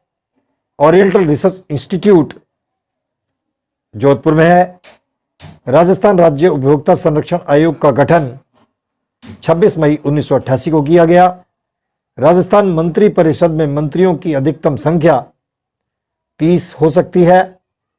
राजस्थान का प्रवेश द्वार और पूर्वी द्वार भरतपुर कहलाता है। 1829 में राजस्थान के लिए राजस्थान नामकरण कर्नल जेम्स टॉड ने किया। राज्य महाधिवक्ता व राज्य लोकसभा आयोग के अध्यक्ष व सदस्यों की नियुक्ति राज्यपाल करता है। अहिछत्रपुर नागौर का पुराना नाम है। किस राज्य में तीनों सर्वोच्च संवैधानिक पद एक समय महिलाओं के पास रहे हैं? राजस्थान। राजस्थान में सर्वोदय आंदोलन के प्रेरणा थे सिद्धराज डड्डा। भारतीय थल सेना को 15 अगस्त 2005 से नवगठित 7वीं कमान दक्षिण पश्चिमी कमान का मुख्यालय जयपुर में है। जॉर्ज थॉमस द्वारा सन 1800 ईस्वी में राजस्थान के लिए राजपुताना नाम दिया गया। राजस्थान में कार्यरत भारतीय प्रशासनिक सेवा के अधिकारियों का चयन संघ लोक सेवा आयोग करता है। Central and western Rajput state of India पुस्तक का अन्य प्रसिद्ध नाम एनल्स एंड एंटोक्विटीज ऑफ राजस्थान है। राज्य प्रशासनिक सेवा सिविल सेवा के अधिकारी अपने पद पर कार्य करते हैं राज्यपाल के प्रसाद पर्यंत। राजस्थान में कार्यरत भारतीय प्रशासनिक सेवा के अधिकारियों का चयन संघ लोक सेवा आयोग करता है। राज्य प्रशासनिक सेवा सिविल सेवा अधिकारी अपने पद के लिए कार्य करते हैं राज्यपाल के प्रसाद पर्यंत तक। किस मुख्यमंत्री के नेतृत्व में राजस्थान विधानसभा के प्रथम आम चुनाव संपन्न हुए? श्री जयनारायण व्यास। प्रथम राज्य विधानसभा चुनावों के समय राजस्थान के राज प्रमुख सवाई मानसिंह थे, महाराजा सवाई मानसिंह। राजस्थान के प्रथम एवं अंतिम महाराज प्रमुख थे महाराणा भोपाल सिंह। अजमेर मेरवाड़ा के प्रथम एवं एकमात्र मुख्यमंत्री थे हरिभाऊ उपाध्याय। प्राचीन काल में राजस्थान का कौन सा भूभाग सूरसिंह जनपद का एक भाग था? भरतपुर, धौलपुर, करौली क्षेत्र। डूंगरपुर पूर्वी सिरोही व उदयपुर जिले की अरावली पर्वतीय आदिवासी क्षेत्रों को किस अन्य नाम से जाना जाता था? भोमट। राज्य के वर्तमान शहर क्षेत्रों एवं पूर्व में प्रचलित उनके नामों के निम्न युग में से कौन सा सही नहीं है? अलवर राज्य का उत्तरी भाग, मांड, यह सही नहीं है, बाकी तीनों सही है। अजमेर, अजमेरू, सांबर के आसपास के क्षेत्र सपादलक्ष, चूरू, सीकर व झुंझुनू के क्षेत्र शेखावाटी। अलवर राज्य का उत्तरी भाग प्राचीन समय में कुरु प्रदेश कहलाता था तथा मांड क्षेत्र जैसलमेर को कहते थे। सांचौर क्षेत्र को किस अन्य नाम से जानते हैं? राजस्थान का पंजाब। राजस्थान की धातु नगरी नागौर। नागौर में धातु के कृषि यंत्र व औजार बड़े पैमाने पर बनाए जाते हैं, अतः इसे धातु नगरी कहते हैं। जैसलमेर किस उपनाम से प्रसिद्ध है? स्वर्ण नगरी। वांगड़, मालवा, किराड़ू आदि क्षेत्रों में प्राचीन समय में निम्न में से किस वंश का शासन रहा? परमार का। धौलपुर को प्राचीन समय में किस नाम से जाना जाता था? कोठी के नाम से जाना जाता था। अर्थशास्त्र। भारत में योजना आयोग के स्थान पर किस निकाय का गठन 1 जनवरी 2015 को किया गया? नीति आयोग का। 12वीं पंचवर्षीय योजना कब लागू की गई? 1 अप्रैल 2012 को। 12वीं योजना में अंतिम रूप से विकास दर का लक्ष्य रखा गया था 8%। 12वीं योजना में सर्वाधिक प्रावधान किस क्षेत्र के लिए किया गया था? सामाजिक सेवाओं के लिए। कुल सार्वजनिक परिव्यय के हिसाब से अब तक की सबसे बड़ी पंचवर्षीय योजना है 12वीं। 76,69,807 करोड़ रुपए की कुल परिव्यय किस पंचवर्षीय योजना में रखा गया? 12वीं पंचवर्षीय में। देश की 12वीं योजना के क्षेत्रवार लक्ष्यों में से कौन सा गलत है? निर्माण 10.5%। देश में किस राज्य की 12वीं योजना का आकार सबसे अधिक है? आंध्र प्रदेश। संपूर्ण देश की 12वीं योजना पिछली योजना 11वीं से आकार में कितने प्रतिशत अधिक है? 108.59%। भारत में योजना निर्माण का कार्य किया जाता रहा है भारतीय योजना आयोग के द्वारा। भारतीय योजना आयोग किस प्रकार का निकाय था? सलाहकारी निकाय। भारत में योजना निर्माण के बाद अंतिम स्वीकृति प्रदान करने वाली संस्था है राष्ट्रीय विकास परिषद। योजना आयोग का अध्यक्ष प्रधानमंत्री होता है। पैनल इकोनॉमी फॉर इंडिया नामक पुस्तक के लेखक sir M Visvesvaraya. A plan of economic development नामक योजना के एक प्रारूप को किस अन्य नाम से जाना जाता है? बॉम्बे प्लान। किस योजना काल में भारत को 2 युद्धों का सामना करना पड़ा? तृतीय पंचवर्षीय योजना में। भारतीय योजनाओं के दीर्घकालीन लक्ष्यों की नीचे कौन सा कथन है ऐसा जो इसको सर्वोत्तम ढंग से व्यक्त करता है? विकास के साथ सामाजिक न्याय की स्थापना करना। आधारभूत व भारी उद्योगों को सर्वोच्च प्राथमिकता दी गई द्वितीय पंचवर्षीय योजना में। गाडगिल फार्मूले में सर्वाधिक भार किस पर दिया गया? जनसंख्या पर। राष्ट्रीय विकास परिषद का अध्यक्ष प्रधानमंत्री होता है। भारत के आर्थिक नियोजन के संदर्भ में कहा जाता है India has good plans but no planning. इस कथन में क्या है? इस कथन में है नियोजन के क्रियान्वयन पक्ष की कमजोरी से। नियोजन के क्रियान्वयन पक्ष की कमजोरी से इसका मतलब है। भारतीय नियोजन का स्वरूप प्रेरणामूलक। चतुर्थ योजना का मॉडल निम्न में से किसके मॉडल के आधार पर बनाया गया था? एएस मान व अशोक रुद्र के। योजना व्यय के लिए केंद्र से राज्यों को अधिक सहायता देने का आधार है यानी वित्त आयोग की संस्तुतियां और गाडगिल फार्मूला। प्रथम व चतुर्थ योजना का मुख्य उद्देश्य था खाद्यान्न आत्मनिर्भरता। स्वतंत्रता प्राप्ति से पहले बंबई प्लान के विकल्प के रूप में प्रतिपादित पीपुल्स प्लान के प्रस्तुतकर्ता थे एम.एन. राय। केंद्र राज्य वित्तीय आवंटन किसकी संस्तुतियों से होता है? वित्त आयोग की। राष्ट्रीय न्यूनतम आवश्यकता कार्यक्रम एमएनपी किस योजना काल में लागू हुआ? 5वीं।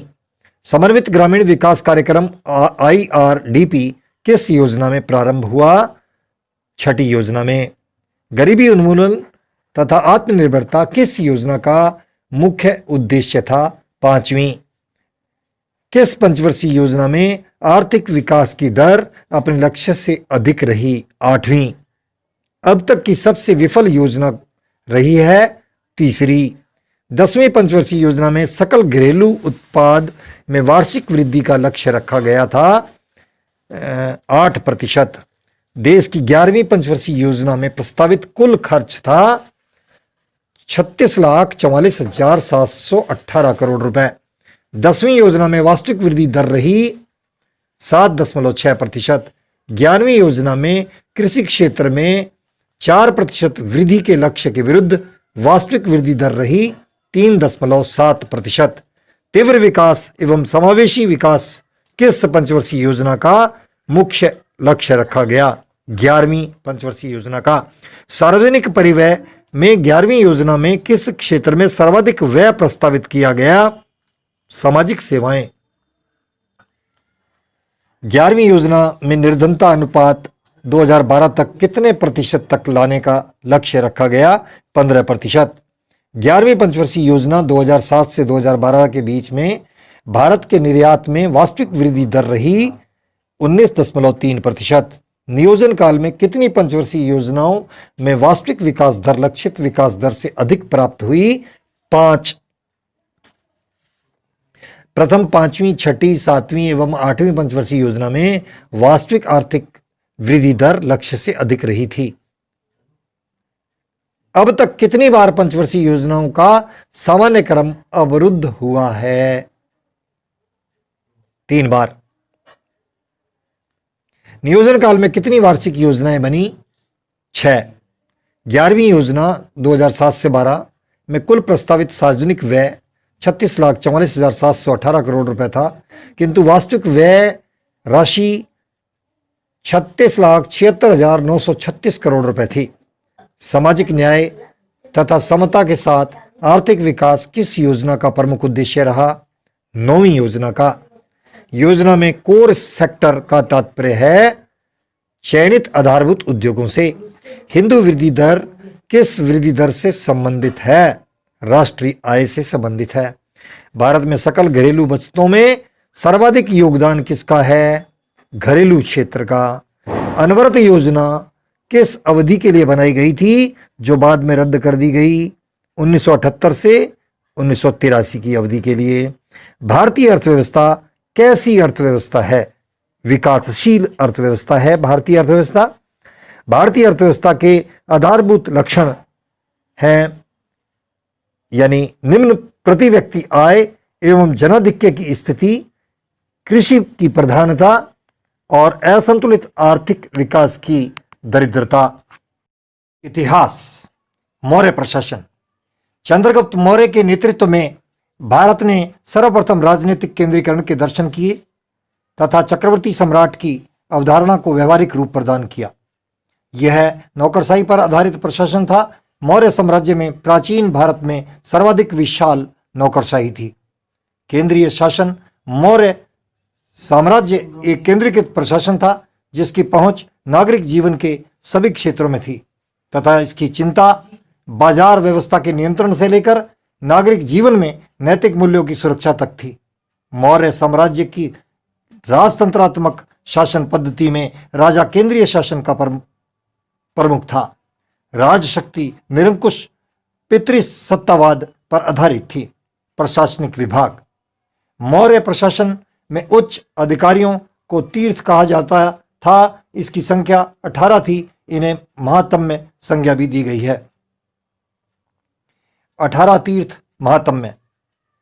मंत्री व पुरोहित, प्रधानमंत्री, सन्निधाता, राजकीय कोषाध्यक्ष, युवराज राजा का उत्तराधिकारी, व्यवहारिक नगर का प्रमुख न्यायाधीश, मंत्री परिषदाध्यक्ष, परिषद का अध्यक्ष, अंतपाल, सीमावर्ती दुर्गों का रक्षक, अंतर्वशिक, अंतपुर का प्रधान, पौर अथवा नागरिक, नगर का प्रमुख अधिकारी कोतवाल, देवारिक, राजमहलों की देखरेख करने वाला प्रधान, प्रशासता अक्ष पटल का प्रमुख जो राज्य के समस्त विवरण सुरक्षित रखता था। समहर्ता राजस्व विभाग का प्रधान। सेनापति युद्ध विभाग का मंत्री। प्रदेष्टा फौजदारी न्यायालय का न्यायाधीश। सेनानायक सेना का संचालक। दंडपाल पुलिस अधिकारी। दुर्गपाल देश के भीतरी भागों के दुर्गों का रक्षक। आर्विक वन विभाग का प्रधान। कर्मांतिक उद्योगों एवं कारखानों का अध्यक्ष। उपरोक्त अधिकारियों के अतिरिक्त कुछ अन्य पदाधिकारियों का भी उल्लेख है जिन्हें अध्यक्ष कहा जाता था। प्रांतीय प्रशासन। प्रशासन के सुचारू रूप से संचालन हेतु मौर्य साम्राज्य 5 प्रांतों में विभाजित था। उत्तरापंथ तक्षशिला, अवंती राष्ट्र उज्जैनी, दक्षिणापथ स्वर्णगिरी, कलिंग, तोसिल, मध्य प्रदेश पाटलिपुत्र, प्राच्य या प्राशी। प्रांतपति कुमार अथवा आर्यपुत्र कहे जाते थे। उनके कार्यों में सहायता एवं मंत्रणा के लिए मंत्रिपरिषद होती थी, परंतु इस मंत्रिपरिषद को अनेक विवेकधीन शक्तियां प्राप्त थी। प्रत्येक प्रांत जनपदों में विभक्त था। 1800 ग्रामों का एक जनपद होता था। 400 ग्रामों की इकाई को स्थानीय, 200 ग्रामों की इकाई को खार्वटिक, 100 ग्रामों की इकाई को संगरण कहा जाता था। प्रशासन की सबसे छोटी इकाई ग्राम थी। ग्राम प्रशासन। ग्राम का अध्यक्ष ग्रामीण होता था। ग्राम सभा का कार्यालय का कार्य गोप नामक कर्मचारी किया करते थे। गोप नामक अधिकारी जनगणना के कार्यों से भी संबद्ध था। नगर प्रशासन। मौर्य साम्राज्य में नगर प्रशासन का प्रधान नगरक नामक अधिकारी होता था। नगरक की सहायता एवं मंत्रणा के लिए समहर्ता व प्रादेशिक नामक अधिकारी भी होता था। मैगस्थनीज की इंडिका में विस्तार से पाटलिपुत्र के नगर प्रशासन की चर्चा की गई है। मैगस्थनीज ने पाटलिपुत्र में 6 प्रशासनिक समितियों का वर्णन किया है। ये समितियां नगर प्रशासक के अधीन कार्य करती थी। प्रत्येक समिति में 5 सदस्य होते थे। कुल मिलाकर 30 सदस्य नगर प्रशासन को देखते थे। नगर समितियां शिल्पकला समिति, उद्योग समिति, वैदेशिक समिति, व्यापार वाणिज्य समिति, जनसंख्या समिति, कर समिति। नगर व्यवस्था। मौर्य काल में सबसे छोटा न्यायालय ग्राम सभा थी। इसके ऊपर संग्रहण, द्रोणमुख और जनपदीय न्यायालय होते थे। राजा स्वयं न्याय की सर्वोच्च संस्था था। मौर्य काल में 2 प्रकार के न्यायालय होते थे। धर्मस्थीय, ये दीवानी न्यायालय थे जो लोगों के पारस्परिक मामले सुनते थे, उदाहरण के लिए चोरी, डाके, मारपीट इत्यादि। इस न्यायालय के प्रमुख न्यायाधीश व्यवहारिक होता था। नंबर 2, कंटक शोधन, ये फौजदारी न्यायालय थे।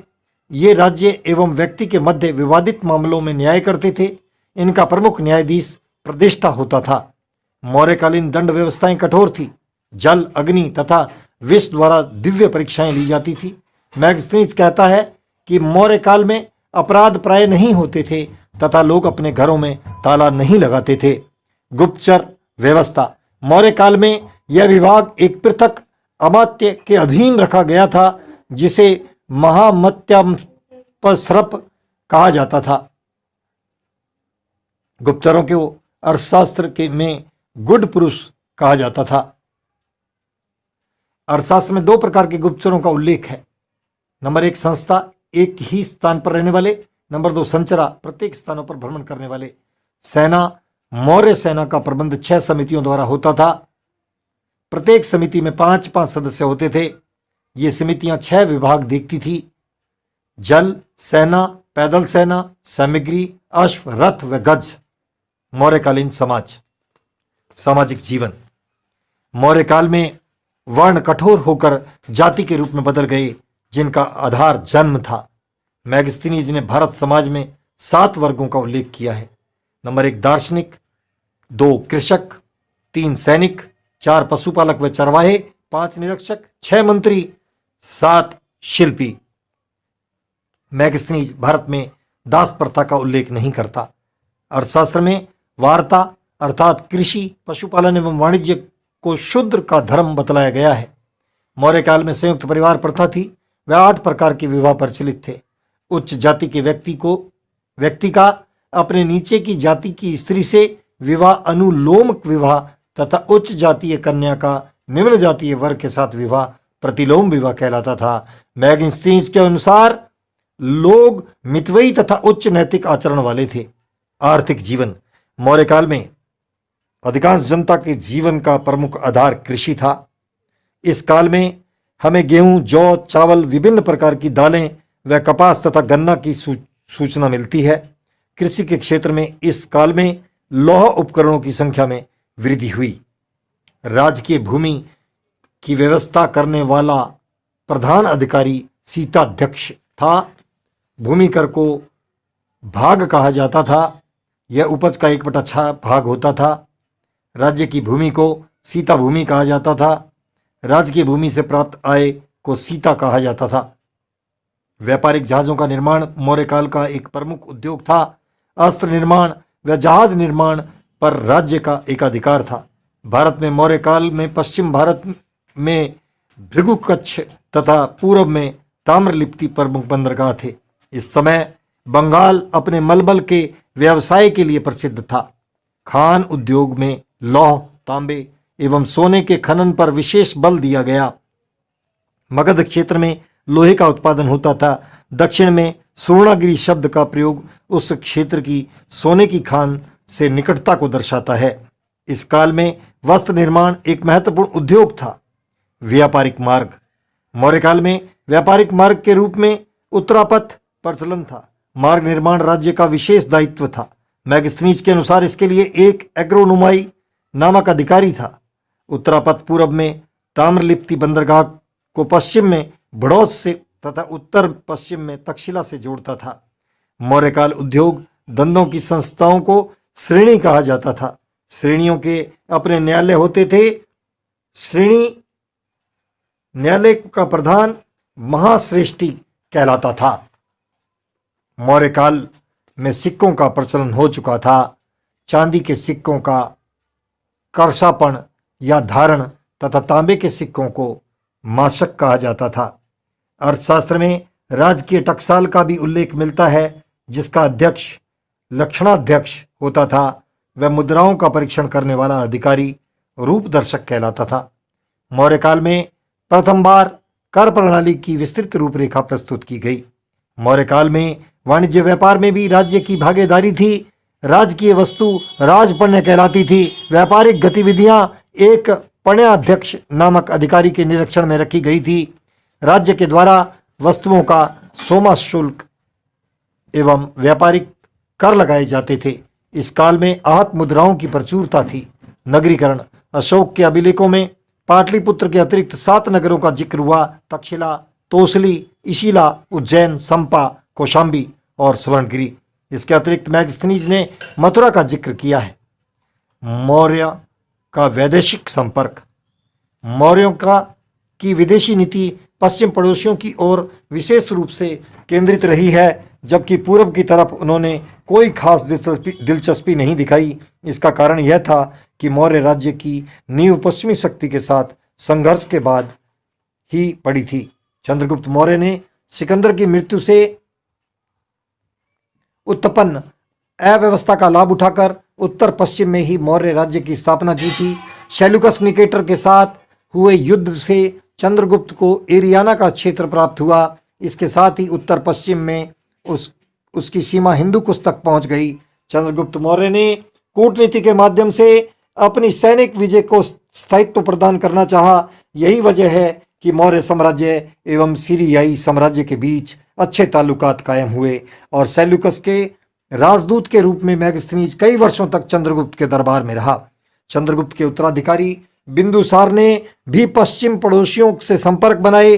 बिंदुसार के दरबार में एक सीरियाई राजदूत डायमेकस रहा था। बिंदुसार के संबंध मिस्र के शासक टोलेमी से भी रहे थे, क्योंकि उसके दरबार में टोलेमी का राजदूत डायनोसिस भी रहा था। अशोक की विदेश नीति जी और जीने दो के सिद्धांत पर आधारित थी। उसने धम्म विजय पर नीति अपनाई। उसने अपने पुत्र महेंद्र और पुत्री संघमित्रा को श्रीलंका भेजा था। इस प्रकार मौर्य शासकों में अशोक प्रथम शासक था जिसने पश्चिमी राज्यों के अतिरिक्त दक्षिण के पड़ोसी राज्यों के साथ संबंधों पर विशेष बल दिया। श्रीलंका के एक शासक तिष्य ने अशोक के व्यक्तित्व से प्रभावित होकर देवनाम प्रिय की उपाधि धारण की। मौर्य साम्राज्य के पतन के कारण अशोक के उत्तराधिकारी योग्य नहीं थे। वे परिस्थितियों के अनुकूल नवीन नीति अख्तियार नहीं कर सके, अतः साम्राज्य विघटित हो गया। एक साम्राज्यवादी ढांचे के लिए दो मूलभूत बातें आवश्यक हैं। नंबर 1 सुसंगठित प्रशासन तथा नंबर 2 प्रजा की राजनीतिक निष्ठा। मौर्यों का प्रशासन यद्यपि व्यवहारिक रूप से सुसंगठित था, परंतु उसमें एक बुनियादी कमजोरी थी। इस प्रणाली में नौकरशाही का बहुत ज्यादा केंद्रीकरण था, जिसमें मूल केंद्र बिंदु शासक था और सारी निष्ठा का लक्ष्य व्यक्तिगत रूप से राजा का होता था। मौर्यों के अंतर्गत व्यावसायिक नौकरशाही का विकास नहीं हो सका था, वरन नौकरशाही व्यक्तिगत निष्ठा के माध्यम से विभिन्न शासकों से जुड़ी हुई थी। अतः परवर्ती मौर्यों के समय तेजी से शासक बदलने के कारण राजनीतिक प्रशासनिक अव्यवस्था की स्थिति उत्पन्न हो गई। अशोक की धम्म नीति ने साम्राज्य का सैन्य आधार को कमजोर किया था, क्योंकि धम्म नीति के कारण युद्ध व विस्तार की नीति छोड़ दिए जाने के कारण सैन्य व्यवस्था का आर्थिक लाभ समाप्त हो चुका था, जबकि अर्थव्यवस्था पर सैन्य खर्च का दबाव लगातार बना रहा। धम्म नीति के तहत अशोक के कल्याणकारी कार्यों ने अर्थव्यवस्था पर अधिभार को बढ़ा दिया था। मौर्य शासकों के द्वारा दूरवर्ती क्षेत्रों का पर्याप्त आर्थिक दोहन नहीं किया जा सका था, अतः एक साम्राज्य के संचालन के लिए आवश्यक संसाधनों की कमी पड़ने लगी।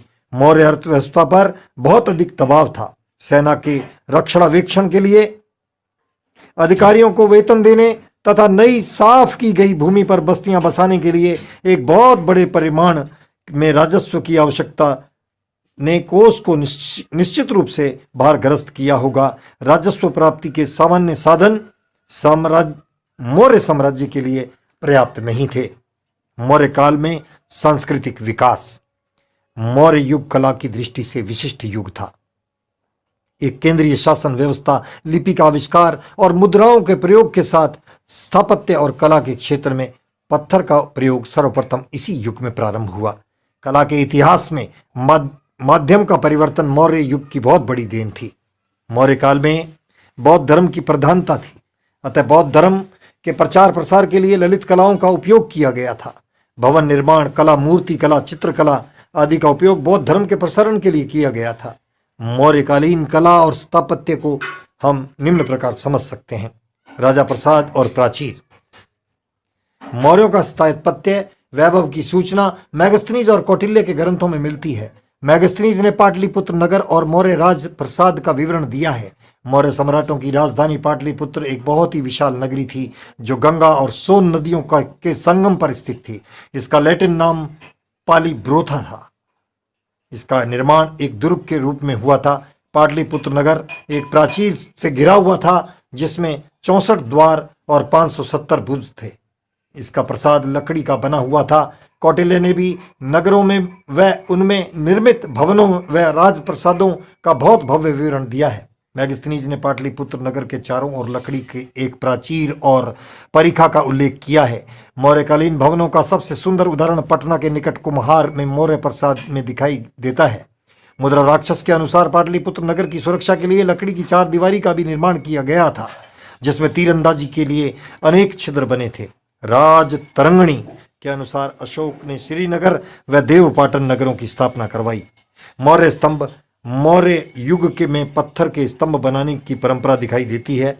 ये स्तंभ साधारणतः अशोक की लाट के नाम से प्रसिद्ध हैं। अशोक के स्तंभ बसरा, बखीरा, संकिस्सा, रामपुरवा, लौरिया, नंदनगढ़, रुमनदेई, निगलीवा, मेरठ, कौशाम्बी, प्रयाग, एरण, बेसनगर, सारनाथ। इन स्तंभों पर अपने अभिलेख लिखवाकर अशोक ने प्रेम, सहिष्णुता, सौहार्द का संदेश दिया। ये स्तंभ चुनार के पत्थर के बने हैं।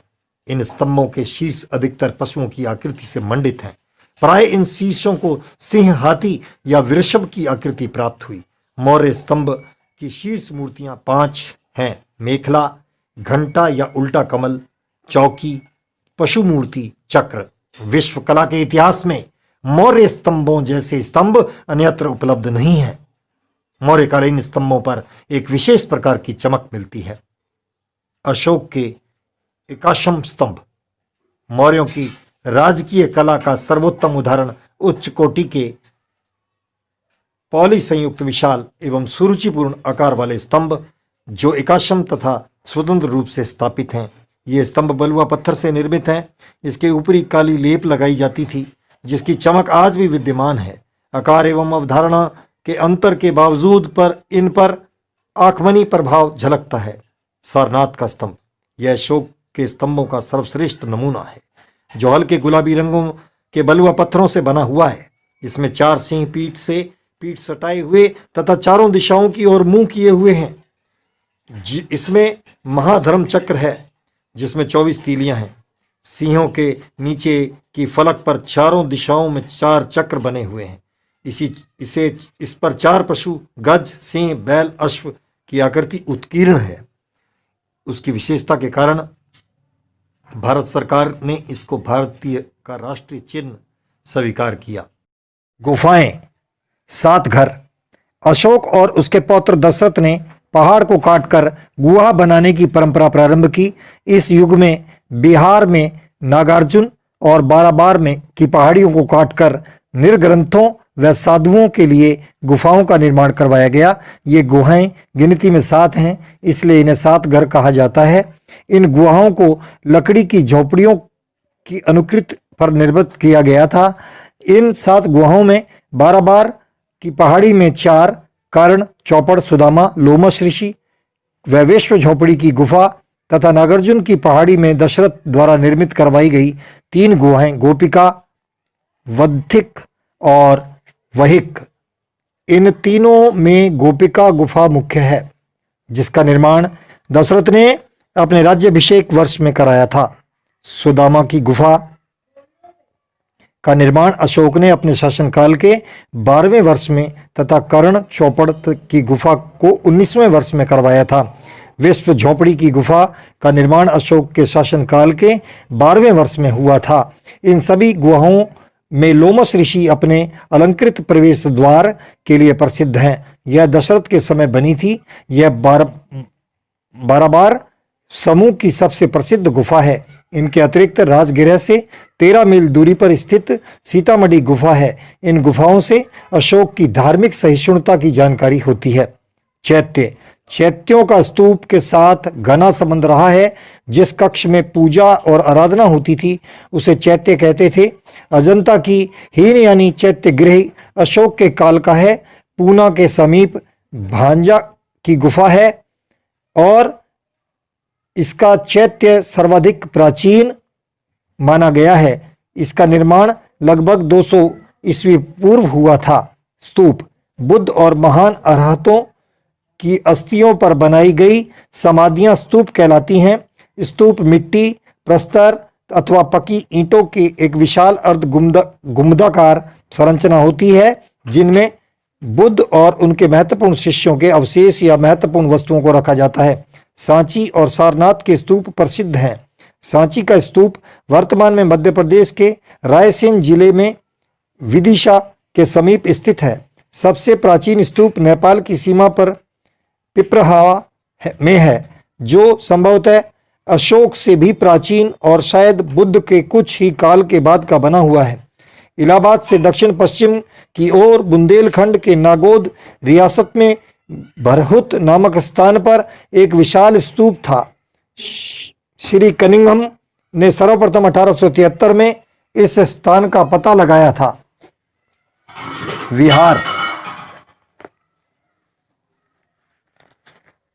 विहार स्तूप और चैत्य दोनों प्राचीन काल में शव समाधि थे। फिर धीरे धीरे स्तूप घटनाओं के स्मारक बने और चैत्य देवालय बन गए। विहार वह स्थल था जहाँ बौद्ध संघ निवास करता था, अर्थात ये एक प्रकार के मठ थे। गोदावरी तट के प्राचीन नासिक का गौतमी पुत्र विहार हीनयान संप्रदाय का था। धौली की हस्ती मूर्ति मौर्य युग में उड़ीसा में धौली नामक स्थान पर चट्टान से काटकर एक विशाल हस्ती प्रतिमा के निर्माण का प्रयास किया गया। यह अधूरी मूर्ति है। यक्ष और यक्षियों की मूर्तियां। इस युग की यक्ष और यक्षियों की मूर्तियां मथुरा के निकट परखम, बेसनगर, पटना, दीदारगंज, नोह, बड़ौदा, वाराणसी, अहिच्छत्र, अमीन और झींग का नगरा से प्राप्त हुई हैं। मौर्य काल में 3 प्रकार की मूर्तिकला शैलियां विकसित हुई: गांधार, मथुरा और अमरावती। गांधार शैली का जन्म गांधार पाकिस्तान के पश्चिमोत्तर सीमा प्रदेश में हुआ। गांधार कला को हिंद यूनानी कला भी कहते हैं, क्योंकि इस कला के विषय तो भारतीय हैं, किंतु शैली यूनानी है। इसमें बुद्ध को कमलासन पर पारदर्शक कपड़ों में दर्शाया गया है। मथुरा शैली का विकास मथुरा में हुआ। यह स्वदेशी शैली थी। इसमें लाल पत्थर का प्रयोग किया गया था, जो मथुरा के निकट सीकरी नामक स्थान से प्राप्त होता था। मथुरा शैली की मूर्तियों की विशेषता इनकी विशालता व मूर्तियों में सिंहासन का पाया जाना है। अमरावती शैली का विकास कृष्णा और गोदावरी के मुहाने पर अमरावती और गुंटूर जिलों में हुआ। इन मूर्तियों की प्रमुख विशेषता मूर्तियों में आभूषणों की भरमार व मूर्ति निर्माण में सफेद संगमरमर का प्रयोग था। लोक कला। मौर्य काल में राजकीय कला के अलावा स्वतंत्र रूप से लोक कला का विकास भी हुआ। मिट्टी के सुंदर चमकदार बर्तन, काले पॉलिशदार मृद भांड, खिलौने और आभूषणों में इन कलाओं का उत्कर्ष मिलता है। इन कलाओं का विस्तार मथुरा से पाटलिपुत्र, विदिशा, कलिंग तथा सोपारा तक मिलता है। शिक्षा में योगदान। मौर्य काल में तक्षशिला शिक्षा का प्रमुख केंद्र था, जहां देश विदेश के विद्यार्थी शिक्षा प्राप्त करने आते थे। मौर्यकालीन साहित्य व विज्ञान। मौर्य काल को साहित्य सृजन का काल कहा जाता है। इस काल में रचा गया प्रमुख साहित्य सुबंधु की वासवदत्ता। सुबंधु बिंदुसार का मंत्री था। कौटिल्य का अर्थशास्त्र, मैगस्थनीज की इंडिका, मोगली पुत्रिस्तम ने कथावत नामक प्रसिद्ध ग्रंथ और भद्रभाऊ ने कल्पसूत्र की रचना की थी। जैन धर्म के आचारांग सूत्र, भगवती सूत्र और समव्यंग सूत्र का अधिकांश भाग इसी युग में लिखा गया। जैन धर्म के ग्रंथ प्राकृत भाषा में तथा बौद्ध धर्म के ग्रंथ पाली भाषा में रचे गए। कापिटकों का संग्रह इसी युग में हुआ। इस काल में भाषाएं 3 प्रमुख रूप से मुखरित हो रही थी: संस्कृत, प्राकृतिक और पाली। मौर्य काल में 2 प्रकार की लिपियां, ब्रह्मी लिपि, खरोष्ठी लिपि। खरोष्ठी लिपि दाहिने ओर से बाईं ओर लिखी जाती थी। इस लिपि का प्रयोग अशोक ने अपने पश्चिमोत्तर प्रदेशों के अभिलेखों में किया है। शेष भारत में ब्रह्मी लिपि का प्रयोग होता था। यह लिपि बाईं ओर से दाहिनी ओर लिखी जाती है। अभी हमने थ्योरी का अध्ययन किया, उसे सुना है। अब उसी में से कुछ प्रश्न यहाँ पर हैं। इंडिका नामक पुस्तक के लेखक मैगस्थनीज थे। मौर्य काल की जानकारी तुतीनामा से मिलती है। किस ग्रंथ में हमें पाटलिपुत्र के नगरीय प्रशासन का वर्णन मिलता है? इंडिका में। चंद्रगुप्त मौर्य वृद्धावस्था में जैन साधु भद्रभाऊ के साथ तपस्या करने किस स्थान पर चला गया? श्रवण बेलगोला। अशोक के अभिलेखों में निम्न में से कौन सी लिपियां प्रयुक्त हुई? ब्रह्मी, खरोष्ठी, अरामाइक व ग्रीक। उपरोक्त सभी। किसी मौर्य शासक की उसके सेनापति द्वारा हत्या कर दी गई। किस मौर्य शासक की उसके सेनापति ने हत्या कर दी थी? बृहद्रथ की। अशोक के समय में पाटलिपुत्र में कौन सी बौद्ध संगीति का आयोजन किया गया? तीसरी। मौर्य काल में प्रचलित विनिमय का माध्यम कौन सा सिक्का था? पण। अशोक के किस शिलालेख में कलिंग नरसंहार का वर्णन है? 13वें। अशोक के काल में किस देश के राजा ने उसके समान देवनाम प्रिय की उपाधि ग्रहण की? श्रीलंका के तिस्म ने। किस प्राचीन ग्रंथ में विवरण दिया गया है कि भारत में दास प्रथा नहीं थी? इंडिका में। मौर्य सम्राट अशोक का नाम किस अभिलेख में पाया गया? मास्की व गुर्जरा में। सेल्यूकस ने किस राजदूत को चंद्रगुप्त के दरबार में भेजा था? मैगस्थनीज को। मौर्य काल का मुख्यतः भूमि कर था भाग। भारतीय इतिहास में वह पहला शासक कौन सा था जिसने राजनीतिक जीवन में हिंसा त्याग का सिद्धांत सामने रखा? अशोक। चंद्रगुप्त मौर्य ने नंदवंश के किस शासक को परास्त किया था? घननंद को। दिल्ली टोपरा, दिल्ली मेरठ, लोरिया, अरराज, लोरिया, नंदगढ़, रामपुरवा, प्रयाग इत्यादि स्थानों पर अशोक के क्या मिले? स्तंभ लेख। प्रांतीय शासन का सर्वप्रथम उल्लेख मिलता है मौर्य काल में। कौटिल्य के अर्थशास्त्र की प्रमुख विषय क्या है? राजनीति। अशोक अपने राज्याभिषेक के 8वें वर्ष में किस राज्य पर आक्रमण किया था अशोक ने, जिसमें भयंकर नरसंहार हुआ था? कलिंग पर। सम्राट अशोक पर बौद्ध धर्म का प्रभाव डालने वाले व्यक्तियों में निम्न में से कौन नहीं था? फाहियान नहीं था, निगरोध, उपगुप्त और मोगलीपुत्र सिम थे। सर्वप्रथम किस सम्राट ने जी और जीने दो का पाठ पढ़ाया? अशोक ने। अशोक के ज्यादातर अभिलेख किस लिपि में लिखे गए? ब्राह्मी लिपि में। सुदर्शन झील का निर्माण किसके शासनकाल में करवाया गया? चंद्रगुप्त मौर्य के। अशोक ने श्रीलंका में बौद्ध प्रचार हेतु किसको भेजा? महेंद्र व संघमित्रा को, जो उनके पुत्र थे। मौर्यकालीन मुद्राओं में से नहीं है रुपया। मौर्यकालीन मुद्राएं थी कारसापण, यपण, माशक, काकनी। मौर्य वंश की स्थापना किसने की थी? मौर्य वंश की स्थापना चंद्रगुप्त मौर्य ने की थी। चाणक्य की पुस्तक का नाम अर्थशास्त्र। इतिहास में ऐसा पहला शासक जिसने अभिलेखों द्वारा जनता तक अपने संदेश पहुंचाने की कोशिश की? अशोक। सम्राट अशोक के ज्यादातर अभिलेख किस भाषा में मिले? प्राकृत भाषा में। सम्राट अशोक शाहबाजगढ़ी व मनसेहरा अभिलेख किस लिपि में मिले हैं? खरोष्टी लिपि में। तक्षशिला में लंगनाज से मिले अशोक के अभिलेख किस लिपि में मिले हैं? अरमाइक। सम्राट अशोक के समय कलिंग था बंगाल तटवर्ती। सम्राट अशोक के समय कलिंग था बंगाल तटवर्ती। कलिंग युद्ध के बाद सम्राट अशोक ने क्या निश्चय किया? भविष्य में कभी युद्ध नहीं करूंगा। सर्वप्रथम सम्राट अशोक के अभिलेखों को पढ़ने के लिए सबसे पहले सम्राट अशोक के अभिलेखों को पढ़ने में किस विद्वान ने कब सफलता हासिल की? जेम्स प्रिंसेप ने 1837 में। सारनाथ स्तंभ, जिसे अशोक स्तंभ भी कहते हैं, कौन कौन से पशुओं की आकृतियां उत्कीर्ण हैं? बैल व सिंह की।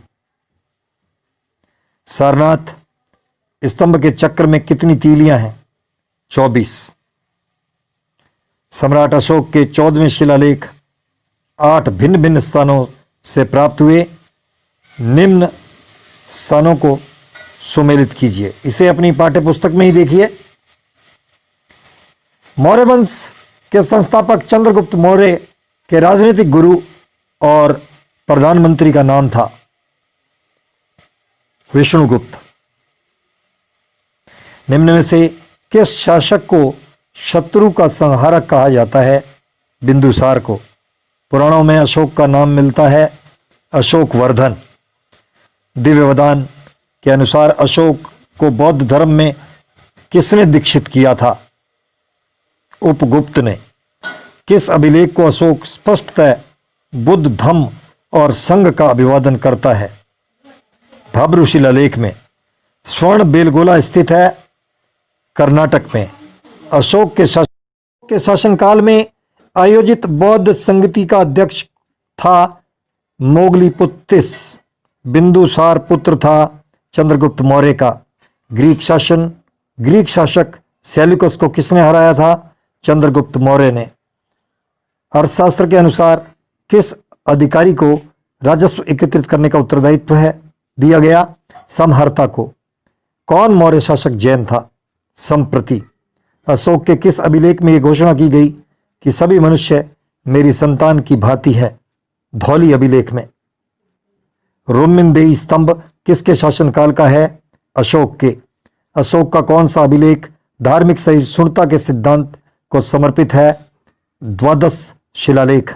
चंद्रगुप्त मौर्य के समय सौराष्ट्र का राज्यपाल कौन था? पुष्यगुप्त वैश्य। मौर्य शासकों पर विचार कीजिए।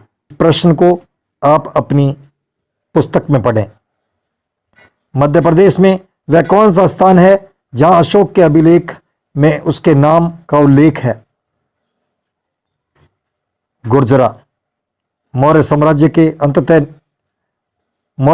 को अंततः नष्ट किया गया पुष्यमित्र शंगु ने। निम्नलिखित में से मौर्य कला का सबसे अच्छा नमूना कौन सा है? स्तंभ। निम्न में से कौन सा ग्रंथ उल्लेख करता है कि अशोक श्रीनगर कश्मीर का संस्थापक था? राजतरंगिणी। कौटिल्य की रचना अर्थशास्त्र। अशोक महान इतिहास में जाना जाता है शांति और अहिंसा के लिए। अशोक के धम्म के संदर्भ में कौन सा कथन सत्य नहीं है? मृत्युदंड समाप्त कर दिया गया। सत्य जो है वो पढ़ रहा हूं मैं। अहिंसा पर बल दिया गया। ब्राह्मणों को दान देने पर जोर दिया गया। स्वामी एवं अनुचर के संबंधों को लेकर चिंता व्यक्त की गई। मौर्य युग का चांदी का सिक्का था पण। धर्म महामात्र कौन थे? अधिकारी।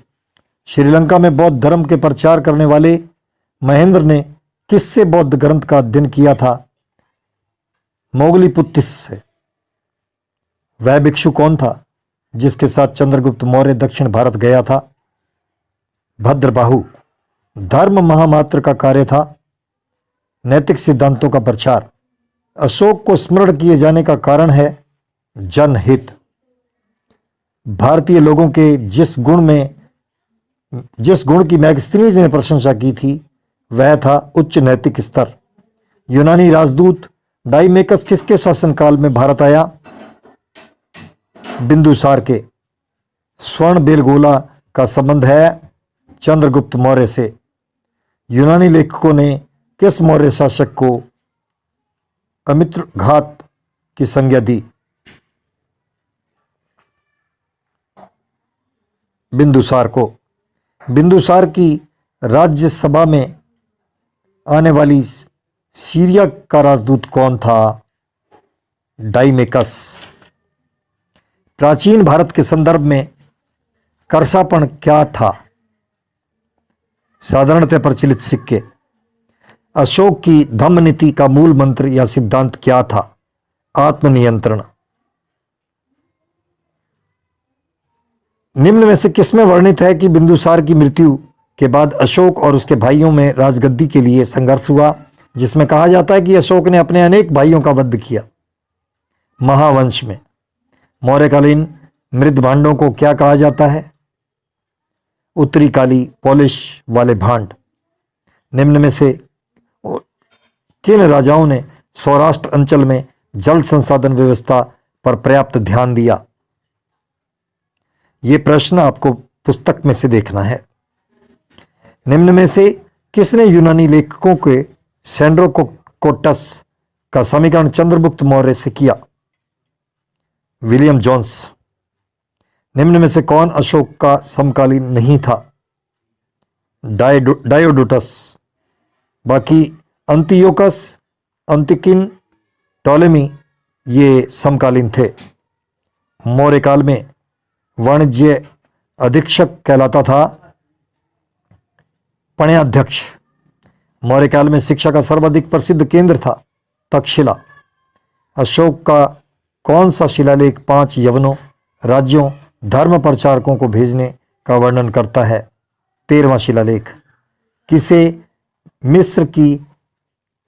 मिस्र के टॉलेमी फिलाडेल्फस ने राजदूत के रूप में भारत भेजा था? डायनोसियस। मौर्य प्रशासन में सीता का तात्पर्य था राज्य की भूमि का राजस्व। जिस राजा ने कलिंग नहर खुदवाई वह था नंद राजवंश। 12 बार पहाड़ियां कहाँ हैं? बिहार में। यूनानी और अरमाइक भाषा में खुद अशोक का एक द्विभाषी उत्कीर्ण लेख मिलता है कंधार में। अशोक के किस शिलालेख में से उसके बौद्ध होने के प्रमाण मिलते हैं? भाब्रू।